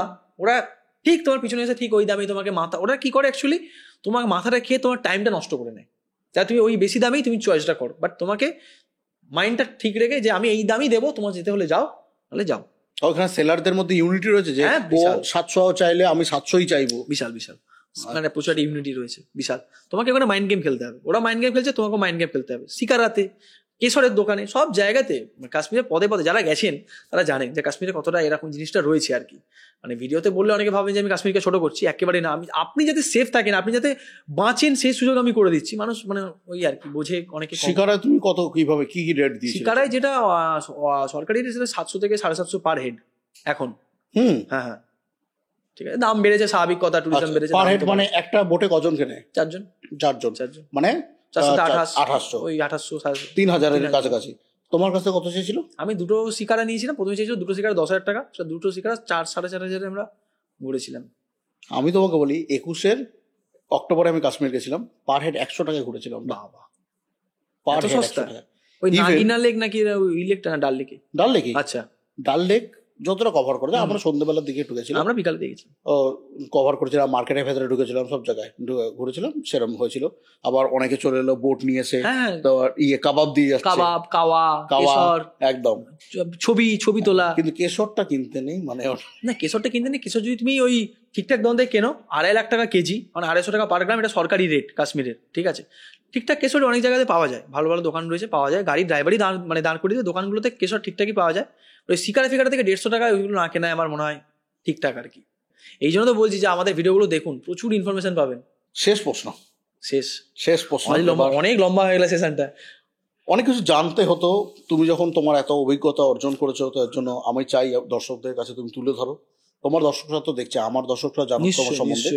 আর আমি সবাইকে রিকোয়েস্ট করবো তোমার চ্যানেলটাকে সাবস্ক্রাইব করতে, দ্য বং এক্সপ্লোরার। ধন্যবাদ। এতগুলো জায়গা ভিজিট করেছো, এতগুলো ভিডিও করেছো, আমাদেরকে এত এন্টারটেইন করেছো। একটা সত্যি কথা বলো, ক্যামেরা ধরতে ধরতে তুমি কি আদৌ সিনিক বিউটিটাকে এনজয় করো? আমি ভেবেছিলাম এই কোয়েশ্চেনটা একেবারে প্রথমের দিকে থাকবে, যাই হোক একদম সমাপ্তির দিকে রয়েছে, উপসংহারে। লাইফটা সম্পূর্ণ আলাদা গো, বিশ্বাস করো, মানে সম্পূর্ণ আলাদা। যারা ক্যামেরা নিয়ে কাজ করে তারা জানে যে কোনো কিছু এনজয় করা যায় না। এবং আমি তো ওখানে একা ঘুরতে যাইনি। ধরো আমি কেদারনাথ গিয়েছি, কেদারনাথে ওটা আমার জ্বর ছিল, রৌনক জানে। আমি ভেবেছিলাম মাঝরাতে যাবো, না, আমাকে ওই জ্বর শরীর নিয়ে ভোরবেলা 4:30 নাগাদ উঠে মন্দিরে যেতে হয়েছে পুজো দেওয়ার জন্য। কারণ আমি ওখানে মানুষকে নিয়ে ঘুরতে গেছি। আমার ভিডিও হাজার হাজার মানে বয়স্ক মানুষ দেখে, যারা হয়তো শারীরিক কারণে বা আর্থিক কারণে কোন কেদারনাথ মন্দির যেতে পারবে না। সে আমার ভিডিও দেখে জানবে যে সকালে কেদারনাথ মন্দিরের দৃশ্যটা কেমন থাকে, কেমন সানরাইজ হয়, কেমন লাগে, মন্দিরের ভেতরটা কেমন, তারা আমার ভিডিও দেখে যাবে। আমাকে তাদের জন্য কাজ করতে হয়। এবং প্রত্যেকটা মোমেন্ট একটা জায়গায় দাঁড়িয়ে ইউটিউবে ভিডিও শ্যুট করছি, ফেসবুকের ভিডিও শ্যুট করছি, আবার ড্রোনের ভিডিও শ্যুট করছি, 3টে রকমভাবে শ্যুট করছি, তারপর অন্য জায়গায় যাচ্ছি। তো লাইফটা সম্পূর্ণ আলাদা এবং খুব কঠিন। মানে আমি বলছি না যে সব থেকে কঠিন, তা নয়, কঠিন। এবং যদি কেউ কোনোদিন যায় আমার সাথে বা আমাদের সাথে, যারা ডেডিকেটেডলি ট্রাভেল ব্লগ করছে প্রফেশনালি, বুঝতে পারবে যে যেটা হ্যাঁ, মানে এত ঘোরে না, এরা ঘোরায়। আমরা ঘুরি না, মানুষকে ঘোরায় ক্যামেরার মাধ্যমে, মোবাইলের মাধ্যমে, ক্যামেরা মানে সবকিছুর মাধ্যমে। এবং শেষ আমি এটাই বলবো যে আমি অনেকের থেকেই বয়সে ছোট, মানে আমার এই ফিল্ডে বাংলা যারা কাজ করছে তাদের তুলনায় আমি বয়সে অনেকটাই ছোট। কিন্তু আমি চাই পার্সোনালি, আমার নিজস্ব মতামত এটা, আগামী দিনে বাংলায় আরো ভালো ভালো কাজ ট্রাভেলেও হোক, যাতে দেশে বিদেশে বাংলা ভাষাটাকে আমরা নিয়ে যেতে পারি এবং ট্রাভেলের মাধ্যমে, ভ্রমণের মাধ্যমে আমরা নিয়ে যেতে পারি, যাতে এই বাংলা ভাষা সার্থকতাটা যেন থাকে। এবং এত মিষ্টি ভাষা, এই ভাষায় কাজ করে দেখি না কোথায় নিয়ে যায়। যাতে সকলকে বলছি, যারা ভাবছেন আগামী দিনে করবেন, করে ফেলুন। এই টাইমটাই মানে বেস্ট টাইম আমার মনে হয়। সো সৈকত, আমার পডকাস্টে আসার জন্য তোমাকে অশেষ ধন্যবাদ। অনেক ধন্যবাদ দাদা, অনেক ধন্যবাদ। তো এত কথা শেয়ার করলে তোমাকে একটা কথা আমি জিজ্ঞেসই করিনি, যে বিদেশে দেশে এত জায়গায় ঘুরেছো, খেতে তো নিশ্চয়ই ভালোবাসো, এত জায়গায় অনেক গেছো, অনেক। আর বন্ধুরা জানে আমরা কত খাই, আমি কত খাই। আর আমি আশা করবো তুমি বিরিয়ানি খেতেও নিশ্চয়ই ভালোবাসো। ছান ছান মাটন বিরিয়ানি, মটন বিরিয়ানি। ওফ, আলাদা। তো তাহলে আমি তোমাকে একটা মটন বিরিয়ানি খাওয়াতে চাই। খাবে বলছো? থালিবানের গিফট কুপনটা তোমার জন্য। আরে লাভলি, ধন্যবাদ। থালিবান টাইমসের তরফ থেকে সেরা বিরিয়ানি অ্যাওয়ার্ড পেয়েছে নিউ কমার্সের মধ্যে। তাই? বাহ, আমরা তো যেতেই হবে, এত বিরিয়ানি খেয়েছি আমরা এত আর জায়গায়। তোমার ডিস্ট্রিক্টেই, হাওড়ায়, হাওড়াতে? একদম হাওড়া ময়দানের অপোজিটে ও বাবা, আমার বাড়ির কাছেই তাহলে তো। একদম। তো থালিবানে যাও ও তাদের মটন বিরিয়ানি ট্রাই করে এসো। নিশ্চয়ই এই নিশ্চয়ই। কুপনটা তোমার জন্য। ধন্যবাদ ধন্যবাদ দাদা, ধন্যবাদ। আর তোমার সামনে রয়েছে আরেকটা কাপ। এই কাপটা তুমি যেটা দেখতে পাচ্ছ, এটা স্পন্সর করছে মিদাস ক্রাফট, বাহ, আমাদের মার্চেন্ডাইজ পার্টনার। আচ্ছা, দারুণ তো দেখতে হয়েছে। Thank you very much. তো মিদাস ক্রাফটকে thank you. অশেষ অশেষ ধন্যবাদ আমাদের এত সুন্দর গিফট দেওয়ার জন্য। 2000 থেকে 3000-এর ওপর বিভিন্ন রকমের কাস্টমাইজড আইটেম, গিফট আইটেম আপনারা কিন্তু পাবেন মিদাস ক্রাফটের থেকে। তাই মিদাস ক্রাফটকে কন্ট্যাক্ট করো আর তোমাদের পছন্দের মতন গিফট, পার্সোনালাইজ গিফট আইটেম বানিয়ে নাও। Saikat, thank you very much. Thank you so much. I hope আপনারা সবাই এই পডকাস্টটা এনজয় করেছেন।